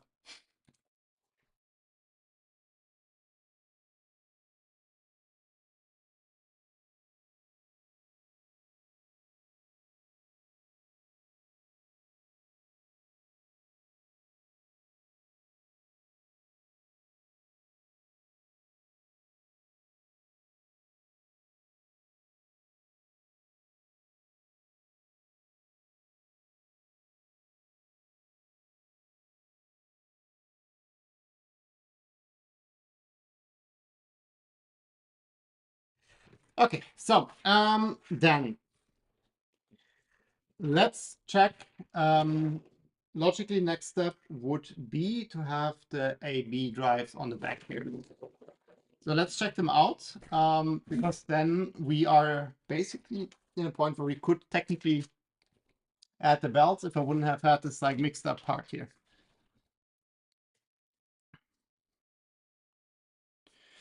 You can move the whole bed mounting back if you have lots of room at the back. Can I? Yeah, technically I can, right? There's nothing stopping me of like moving the whole bed back.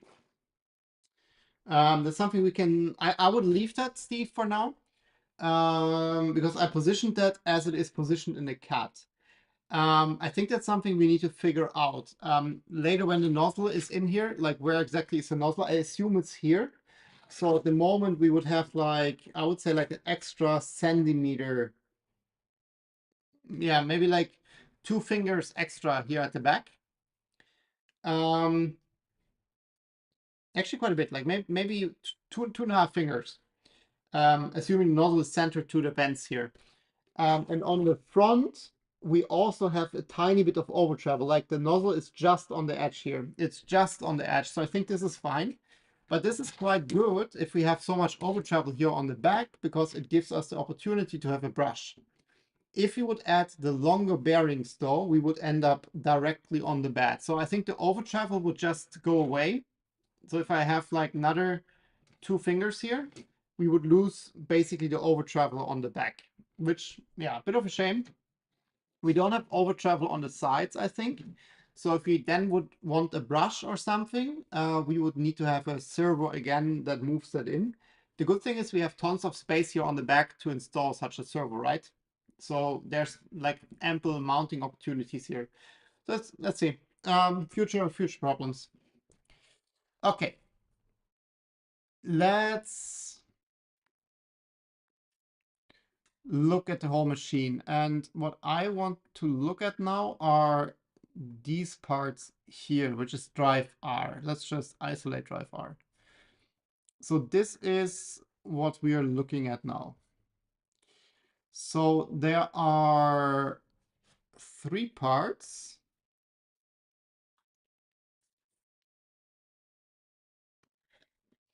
There are 3 parts. There's this one on top, then the center and the bottom. And then we have a bearing stack here. We have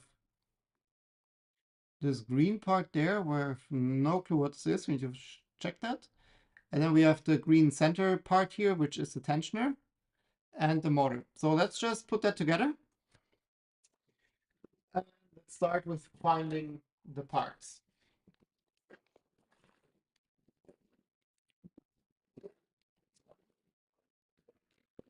Should be in here. So I have 1, 2 of these. These are the top parts. I have this. I have 1 more. I have 2 of these green parts. And I have 2 of these screws. So lots of parts. What I did not see, oh, there they are these green oval parts.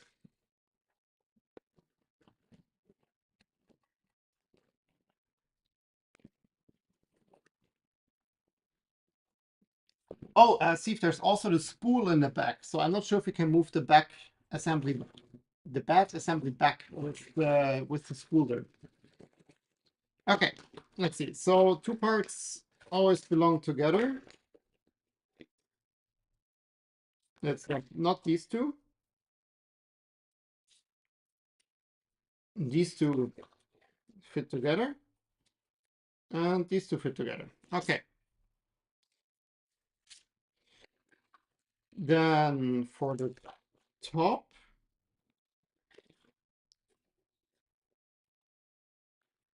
so looking at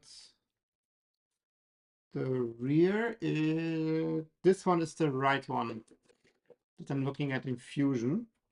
So then this becomes this one, and this becomes this one. Okay, check.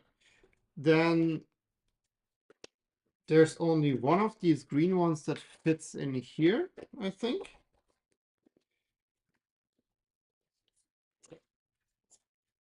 Yeah, this must go in.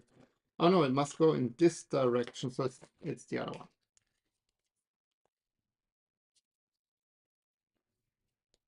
Oh, this is quite stiff. Whoop. I think that's something we quickly need to work on, that this is moving a little bit more fluid. But besides this, this assembly fits together. So this is the assembly. So let's quickly.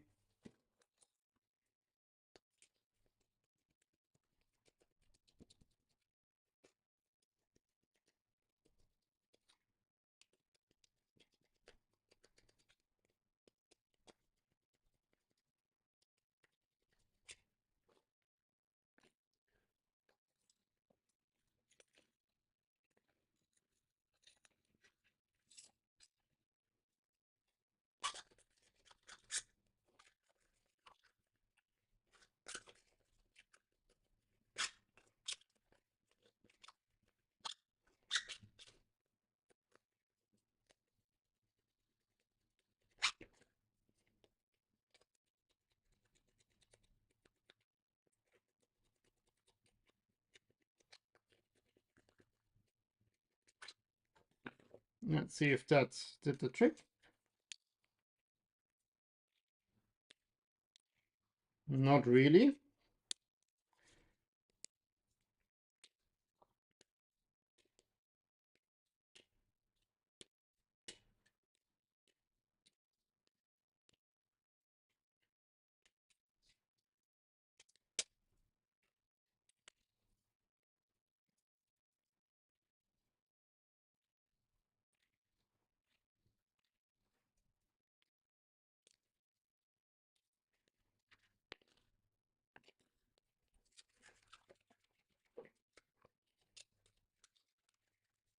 Wonder why those don't fit.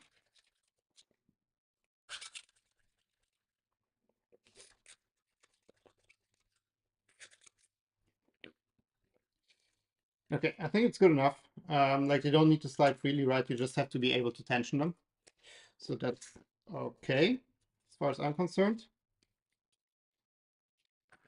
So if we can also just remember that these, oh yeah, that's kind of okay. So I think it's okay.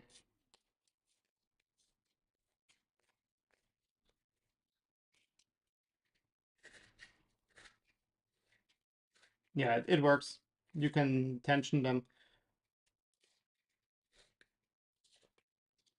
That works. Okay, perfect. Where's the other stack that lets you take the belt around the motor?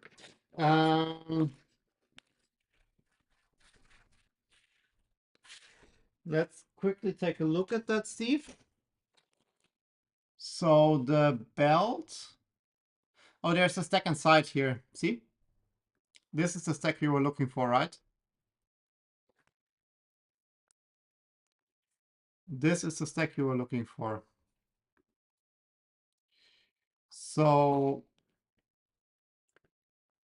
quickly check what this screw is. Find in browser. It's M535.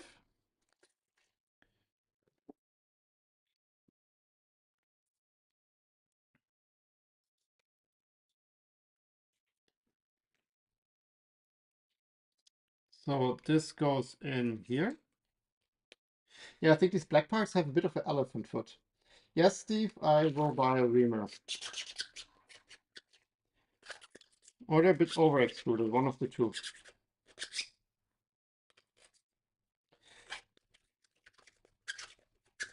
Oh, I know what happened here. I printed them with the wrong filament profile, I think. Okay. Then Let's stack that up. Okay. So we have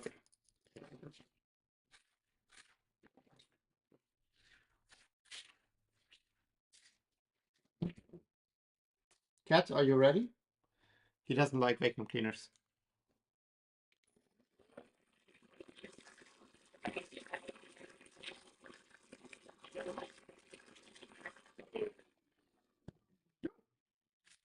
I mean, he was sitting here. He didn't care. That's a big progress. So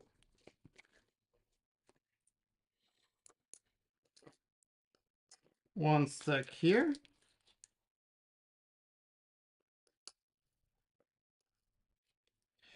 And then we have a double stack on the back.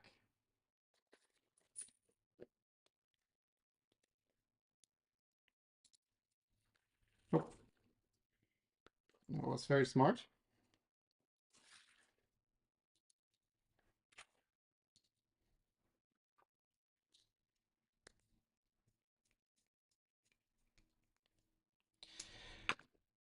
So we have washer, washer, bearing, bearing, and then quadruple washer.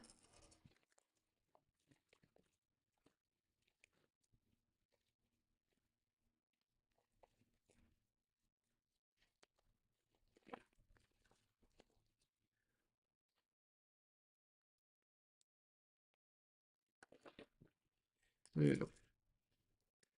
Bearing, bearing, and now we have a quadruple washer because like my washer are 0.5 millimeters at 1 millimeter. And then here we have another bearing, bearing, and another washer, washer. Okay, then we have our slidey part here.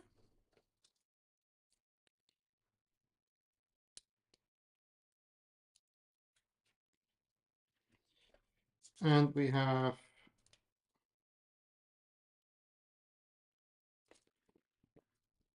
yeah, like these parts are over extruded.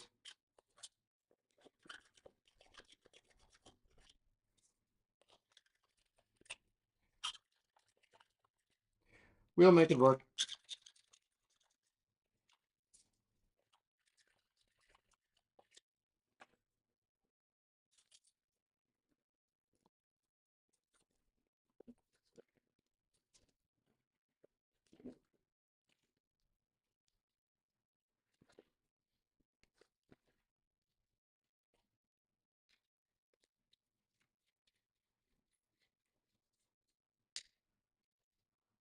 Okay.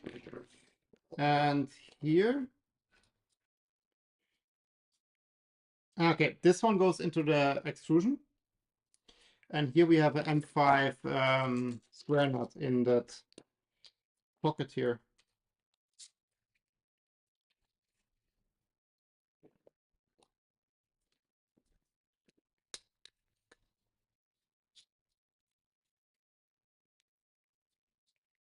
Okay, this goes into the extrusion.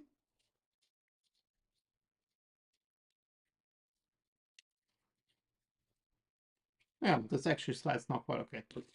Cool. Then there are two more of these.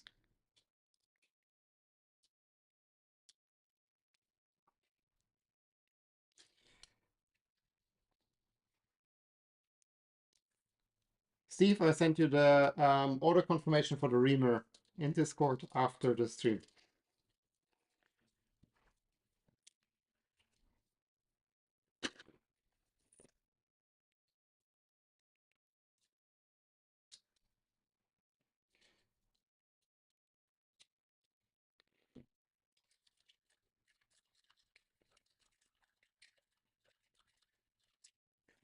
I don't even have a 5 millimeter drill bit to at hand.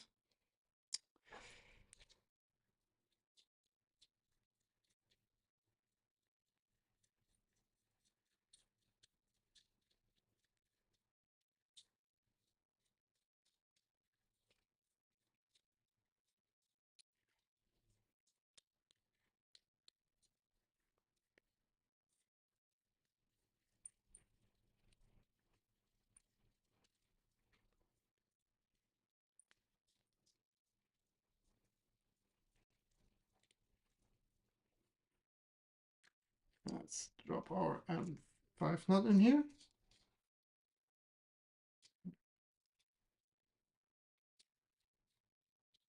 Perfect.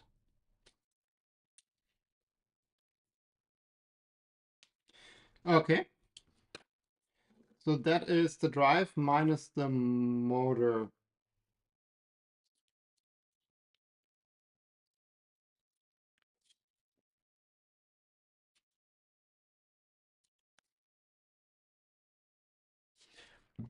I wonder if these green parts should stand out. I don't think they should.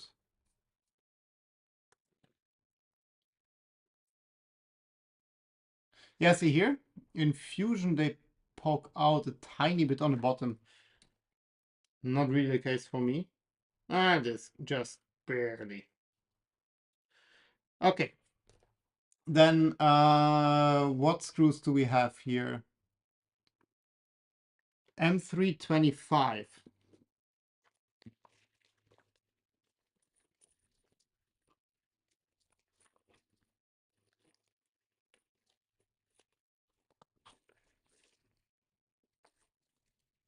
I have a couple here.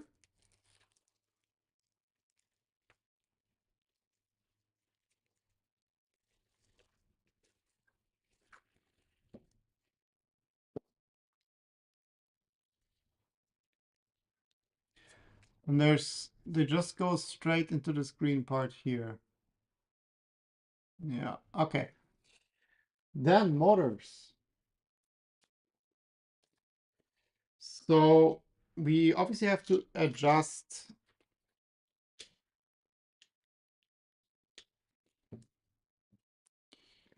We have to adjust the pulley.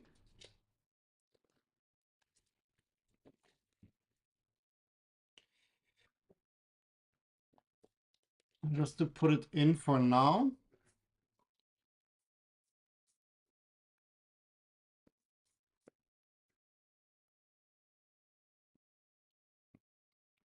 So they face the cable towards the.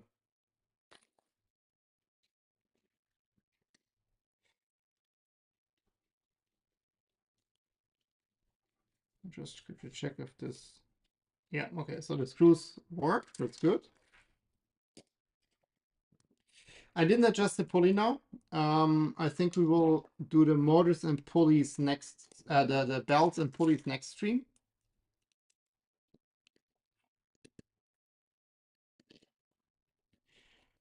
So I'll just place this in here for now.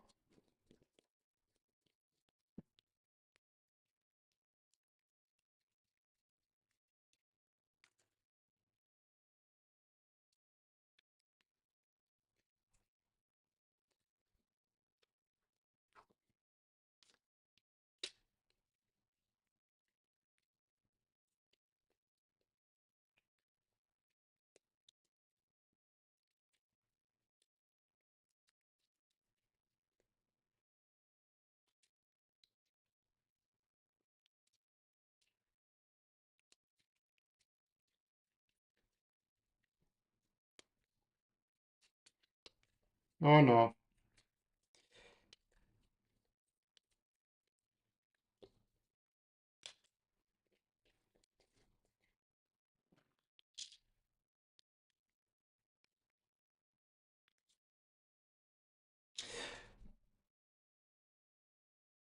Oh, I think they should have. I should have put them in before putting the top part on. I think they're not going through. There's like this little black U shape. I think they're not going through there.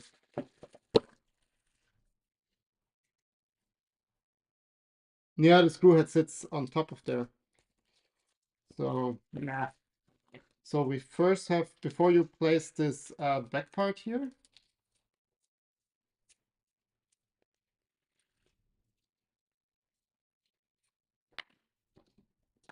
now the screws need to go in.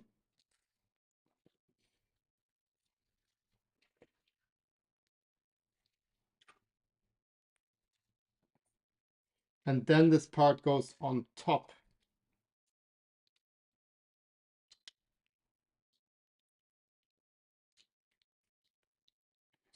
Otherwise, it doesn't work.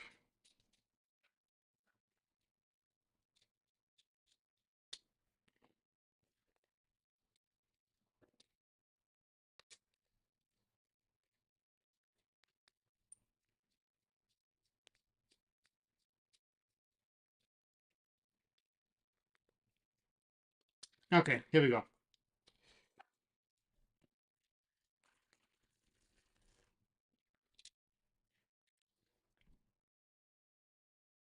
Was that a problem though? No.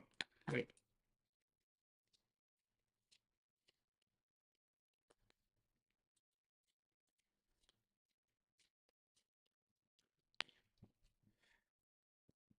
Yeah. Steve, yeah, I will install the motor when I built it. I just need to have these screws into position. Wait, are these different screws on the back?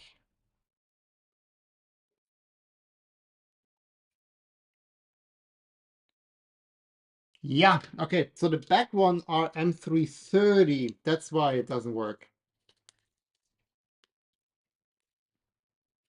So these are M330. Only the front ones are M325. Okay, gotcha. So the 100 M330 socket heads that I bought, now we use two.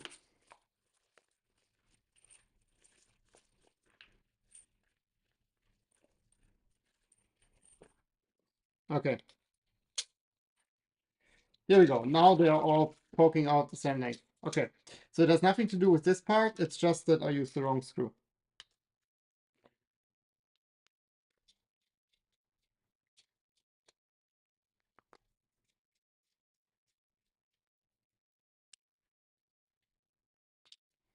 Okay, but then also like the screws, you can install them later. Like the order here doesn't matter.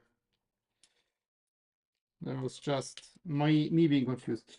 Now let's quickly drop the motors in just to see that that works.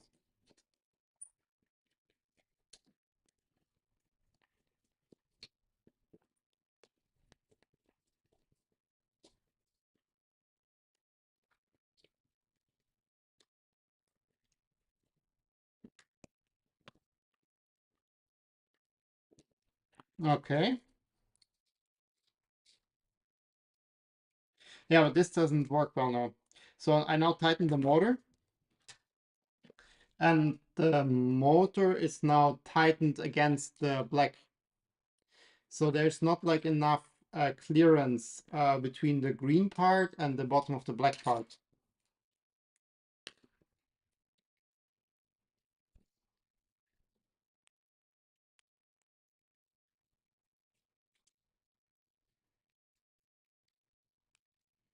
That's what I feared. Like in Fusion, it poked, like the green part poked out like just a tiny bit.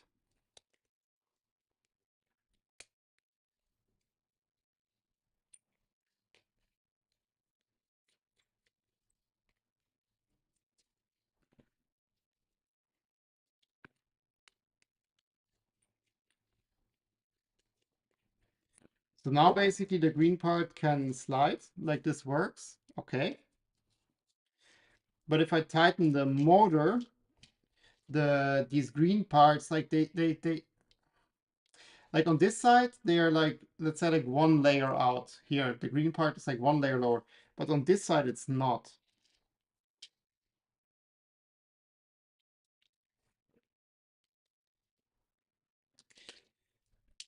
And I think that's the problem. I think the easiest is to just have like 4 washers here, M3 washers, just to increase the distance a little bit.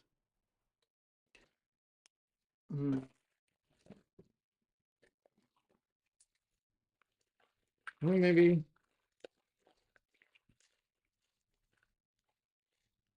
And for sure, I have M3 washers in here.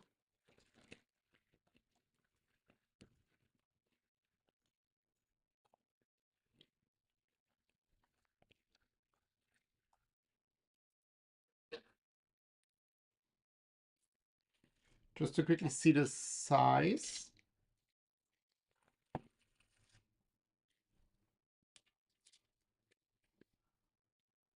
No, I lost the washer.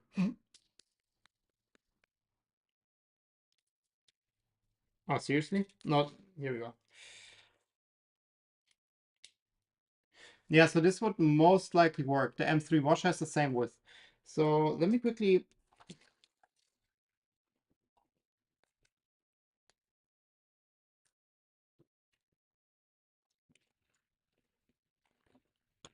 try to find a couple M3 washers in this absolute mess here.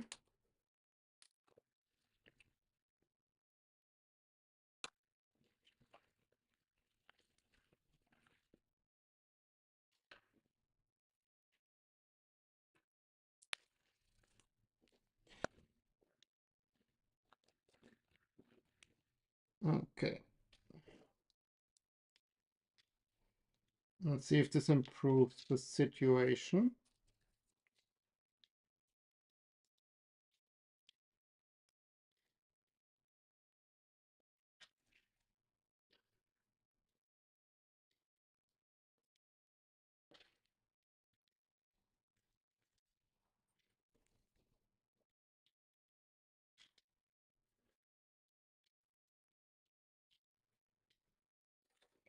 But having the washers in here is not easy because now you need to manage the screws not falling out and the washers not falling off.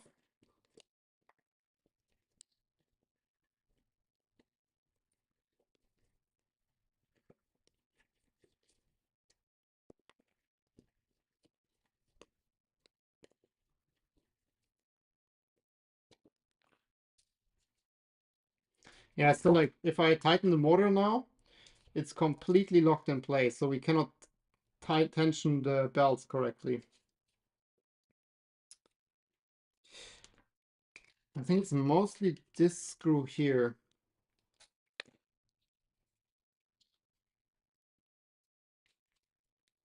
Yeah, it's very hard mechanically.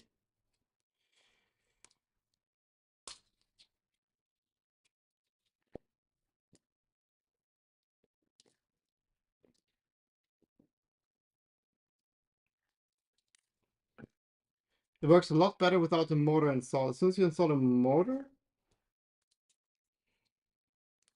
I mean, the easy solution would be to lengthen these legs of the green part and to reprint that a little bit like with longer legs here. So you see, like if I don't tighten the motor, like this is okay. It's only like if I tighten the motor, I mean, potentially if we add more washers to get more distance there, more clearance.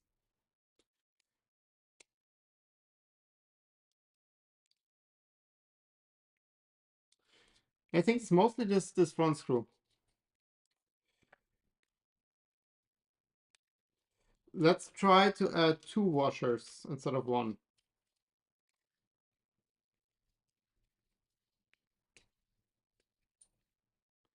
Tension belts, tight motor will work fine.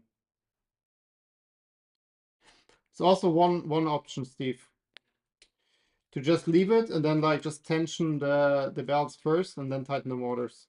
But the problem is like if you tension the belts, the motor will potentially it will lean a little bit, right? I mean now it's extremely loose, of course.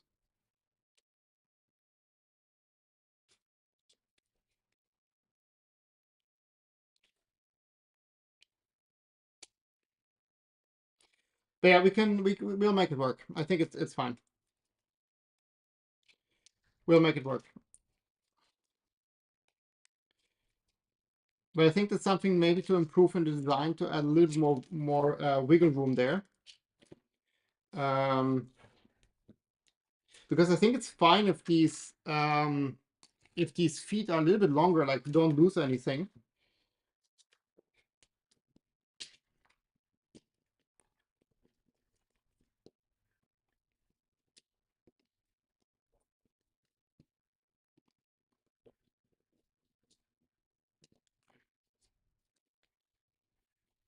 I also consider if I reprint these black parts. Because the tolerances are not good. So potentially it's just good if I reprint that with proper tolerances.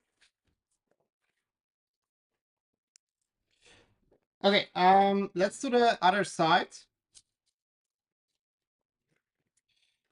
So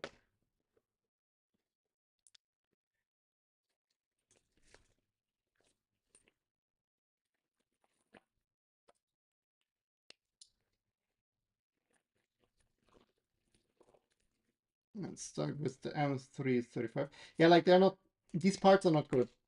Like I think I will reprint them and replace them.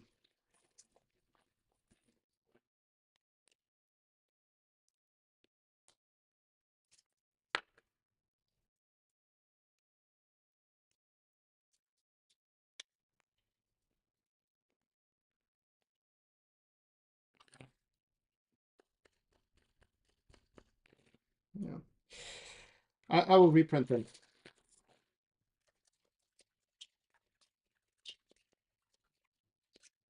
They're also not looking super nice visually, so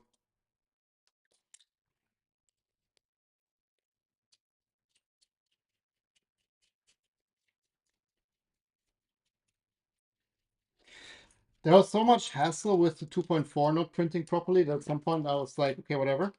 Any part that looks kind of okay is accepted. But then might not have been the smartest. Even the V0, you have the motor loose tension belts in Titan. Oh, really? I don't recall that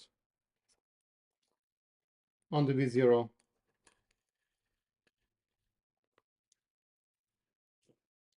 Um,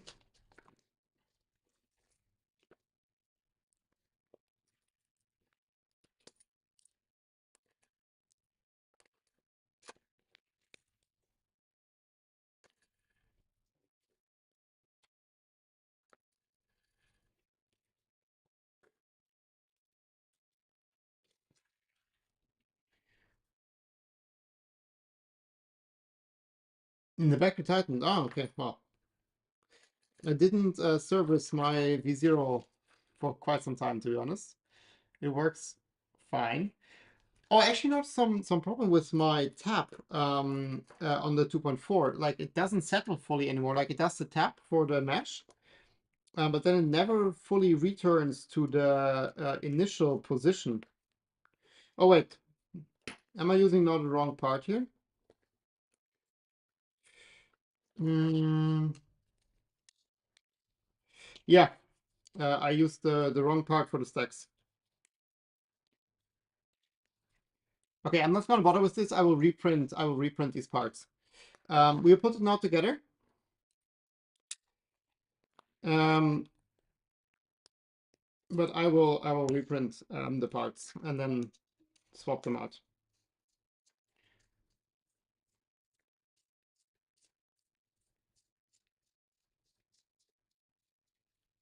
It's just like tolerances are not good. I think it's also partially potentially some ABS shrinkage because I think they are meant to be printed in patchy. And obviously didn't print them in patchy. I print them in ABS. So that might also be partially the problem. But the other parts work kind of fine, so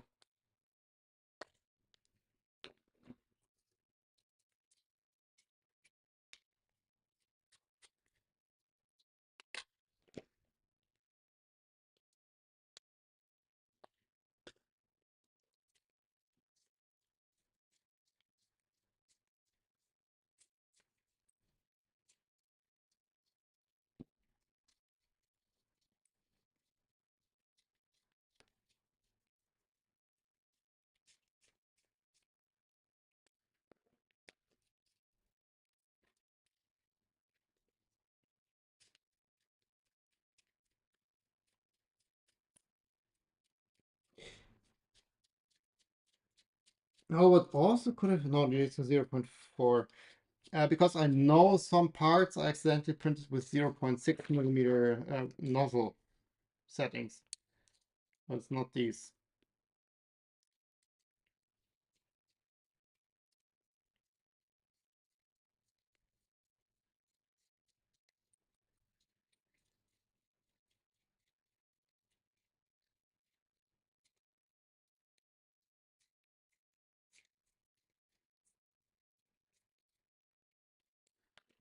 Okay, let's stack the stack again. Wait.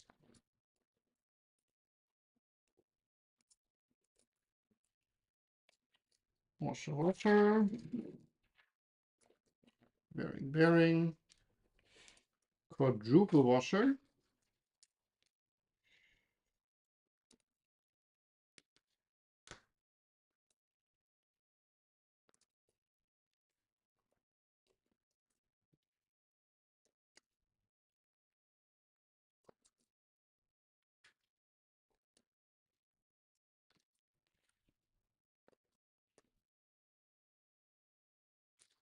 Four washers in here, or do I have five? Four.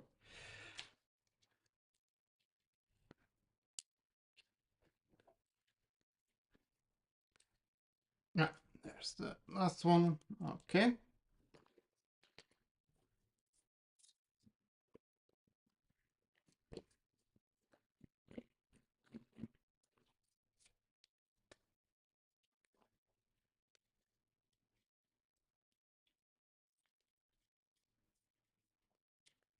Yeah. So everything is just too tight with these parts.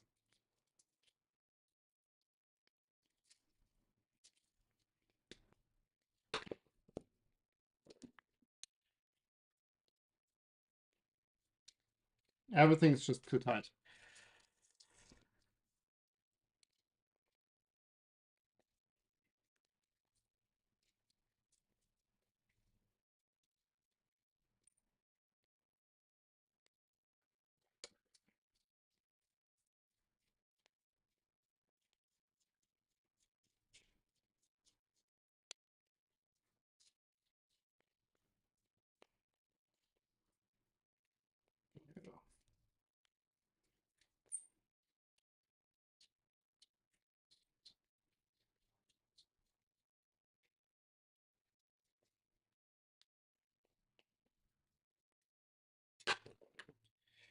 Okay. Then these two get to 5 nuts.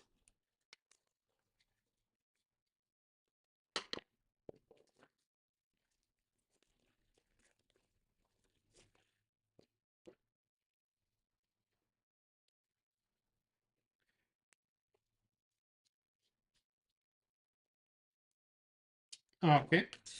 And then this would be the second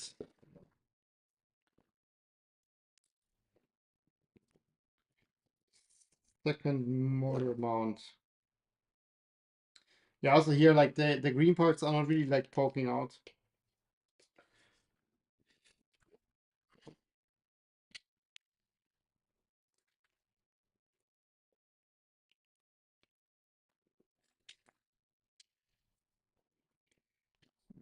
Quickly put these in. And then we needed two of these M330s.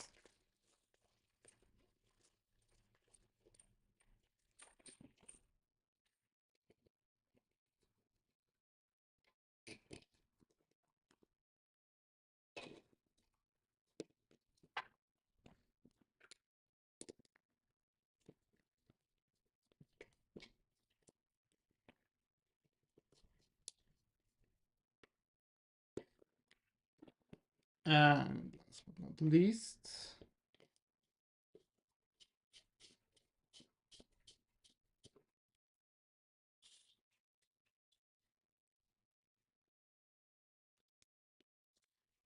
oh, this one's actually Galaxy Black. Whoops. Like it was such a mess printing these parts at the end. Because like I first printed everything Galaxy Black, but then this didn't work out at all. So I reprinted everything in normal black. Then the printer didn't work reliable anymore. I had to reprint like a million things. At some point I really lost overview, so I'm really happy that I didn't miss any parts to be printed so far. But yeah, the quality of these parts is not good, so we have to reprint those again.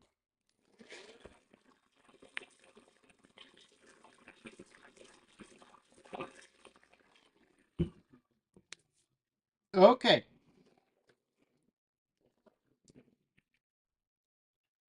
Let's mount these bad boys. So this goes here. So we need 1, 2, 3, 4 of the M5 hammerhead nuts.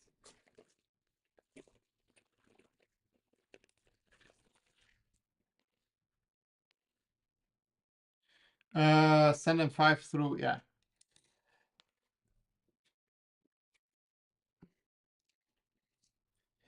So let's just put this to the front.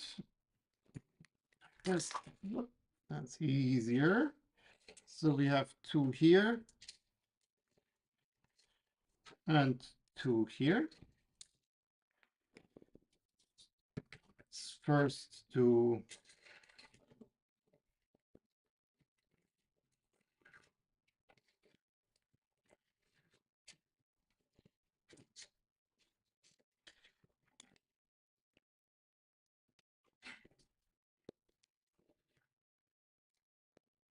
okay.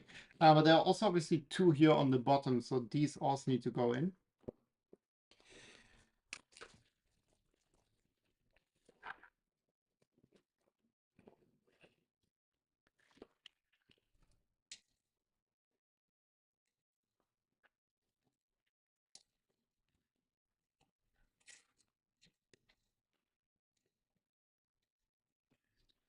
So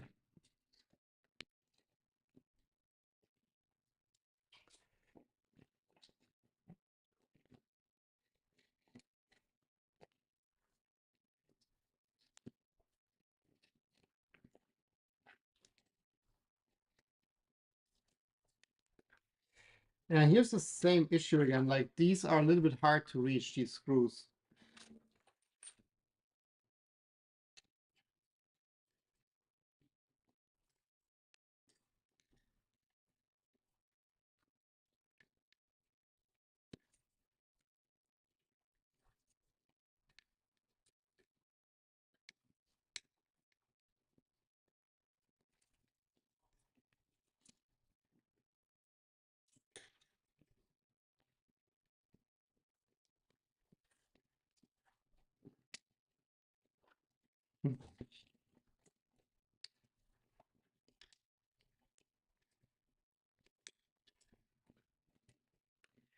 Thought I liked this one, but it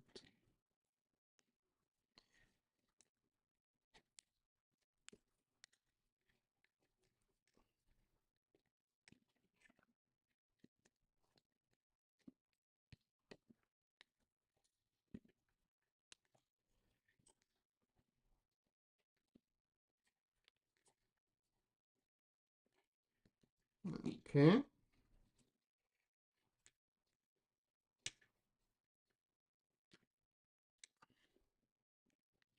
Okay, these 2 are kind of locked in. Let's make sure these are all aligned. And then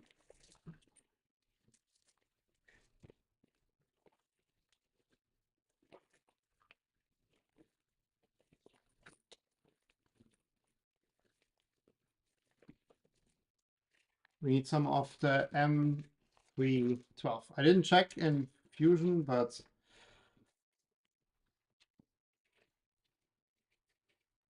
I already know that we need these screws here.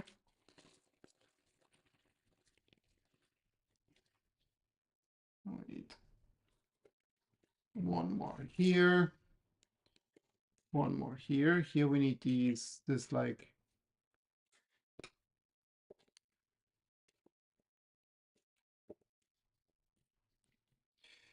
this washer, basically.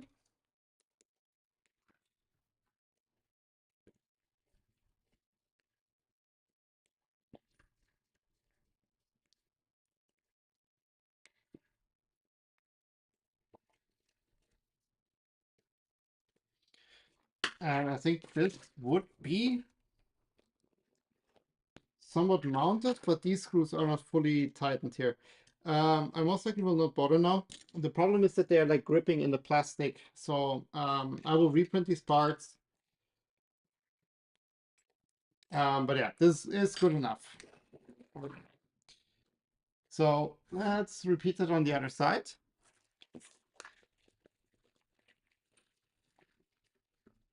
So we need 1, 2 here, 1, 2 here.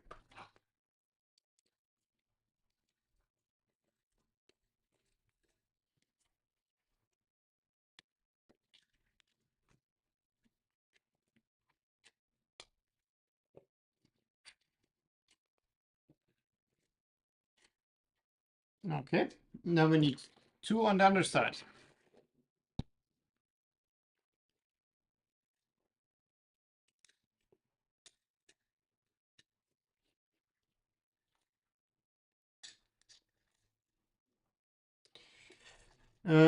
Good luck belting. I think can't even see the route once the motor mount is installed. I do see the route, how this is routed. I think it will be fine.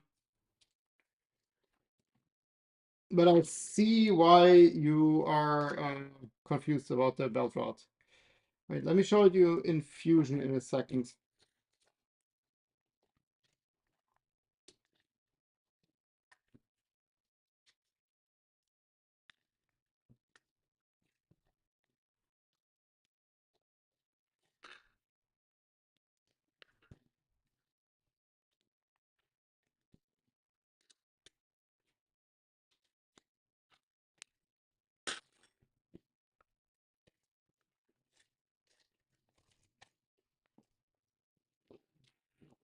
These are a little bit stupid to position.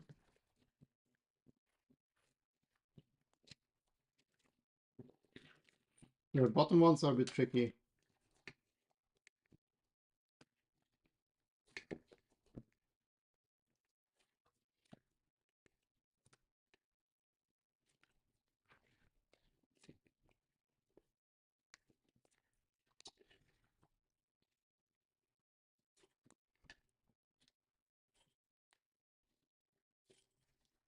Okay, I think now both of the bottom screws are in. Let's put the rest of them in. So this one goes here. We have 2 here. And then we have this little washer that goes here.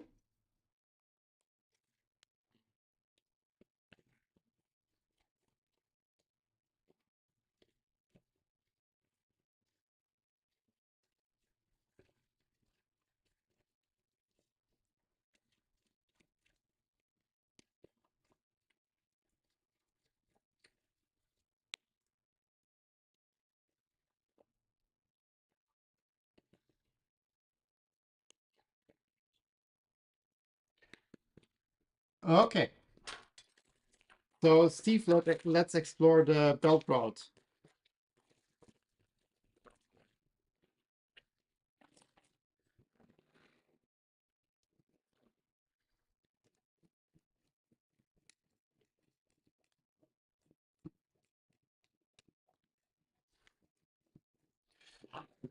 So,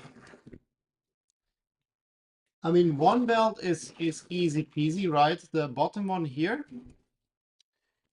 Do I have something to push through? I don't want to open the belts yet. One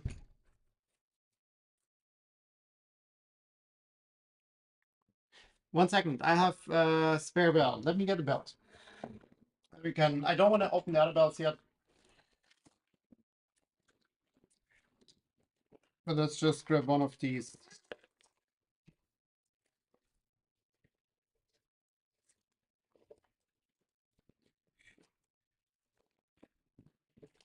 We see a belt. Loki sees a toy. So the belt here on the bottom just goes through and around the corner. So this is the first belt path here, right? So this just goes around the corner here. Then here it goes in. Let's actually do it properly. So this goes in and around the motor here.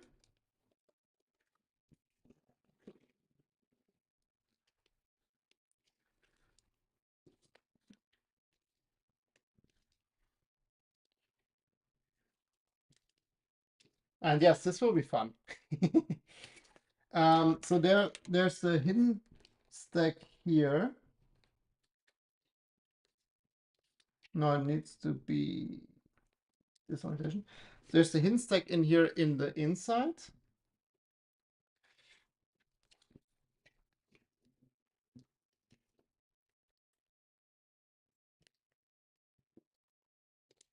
So basically, belt should go in the inside around the stack, then around the motor pulley,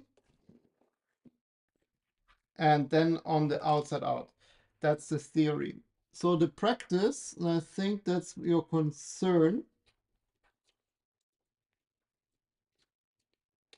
is that it's extremely difficult, and I don't get it pushed through this little gap here. So that might turn out to be quite the pain.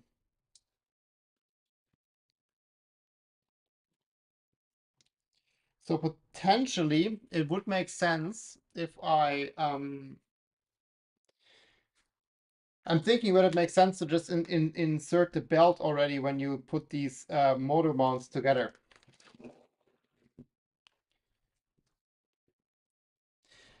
Because it needs to basically make inside here, it needs to make the turn, and go out. And I think that's quite difficult to accomplish.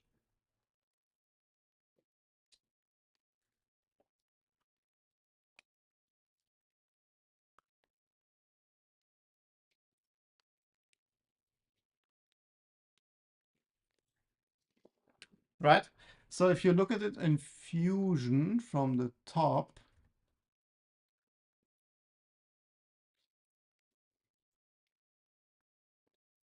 so basically, wait, the belts are modeled.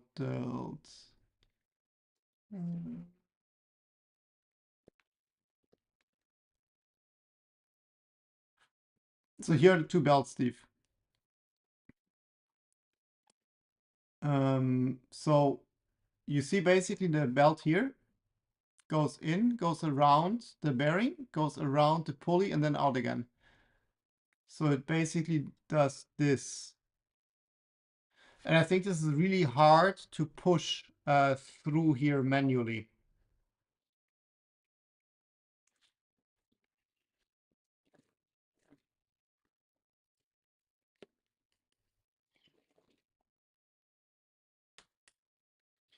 I think it's very hard to push manually.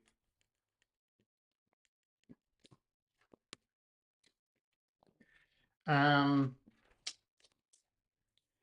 mean, this is also like crap belt.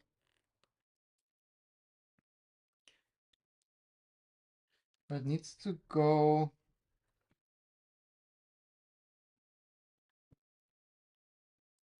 on the inside here. I mean, now I see it here at the pulley, but like it's absolutely inaccessible now. So it's very hard now to, so now I push it past the pulley here. But now you need to kind of like move it around the pulley, which is extremely difficult.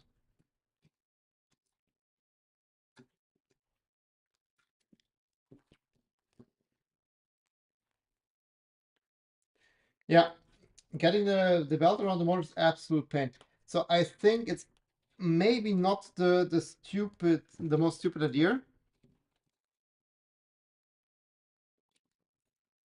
to really do that before you install these the AB motor mounts here.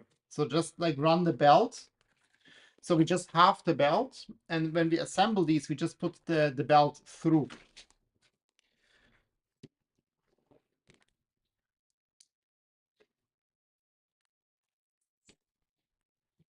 Because it's like from this side here, it doesn't take the first corner for me. Like the first corner is not really something that happens for me.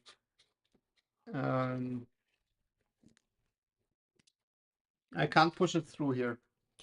So I think it's really best to just take the belt, half it, that you have like two 1.5 meter runs, and then put the belt already through here and then just tie it up until we need it.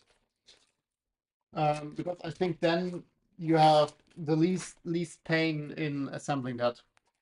So I think maybe what we should do. So I will reprint these parts. I don't like the surface finish, and I don't like how they look. So these parts are definitely being reprinted. Then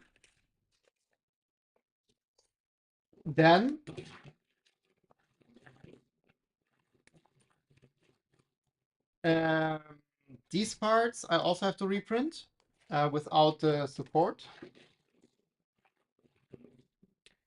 And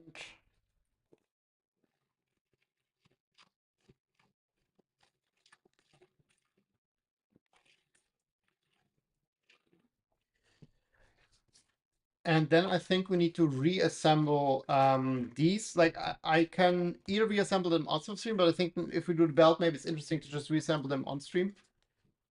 And then do the next time the full belt run.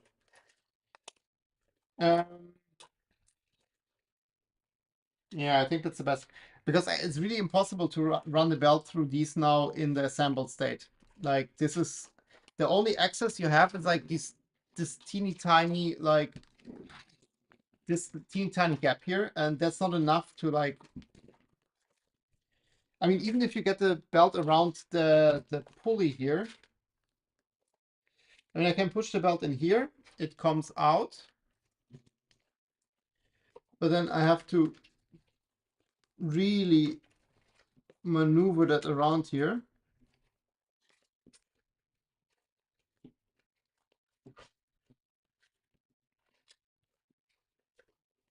Yeah, that doesn't work. Like I don't get this 180-degree turn.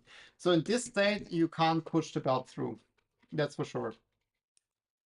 Okay, then I would say I'm also feeling a bit tired today, so I would use this as a cutoff point for the stream. Then my to-do list for next week, basically before the stream, is to reprint these parts, to reassemble these stacks here with the correct parts, like the AB, the XY joints here. And I don't really like how this rolls. There's like a bit of vibration in here. So potentially I have the plus here in one of them, but we checked, right? So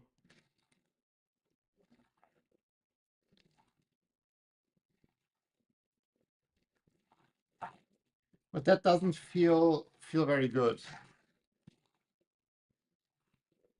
So I will see. I will reassemble these parts anyways. So I'll check. Okay, cool. Yeah, but then I think that's as much as I would do today. And then next time we focus on the belts. Hi, Jonas. Welcome to the end. Cool. Okay, perfect. Then let's do that. I will stop for today, and then next time we do the dots. Bit shorter than usual, but yeah, it happens. Cool. Okay. Thank you everyone for tuning in, and see you next time. Have a nice weekend. Bye.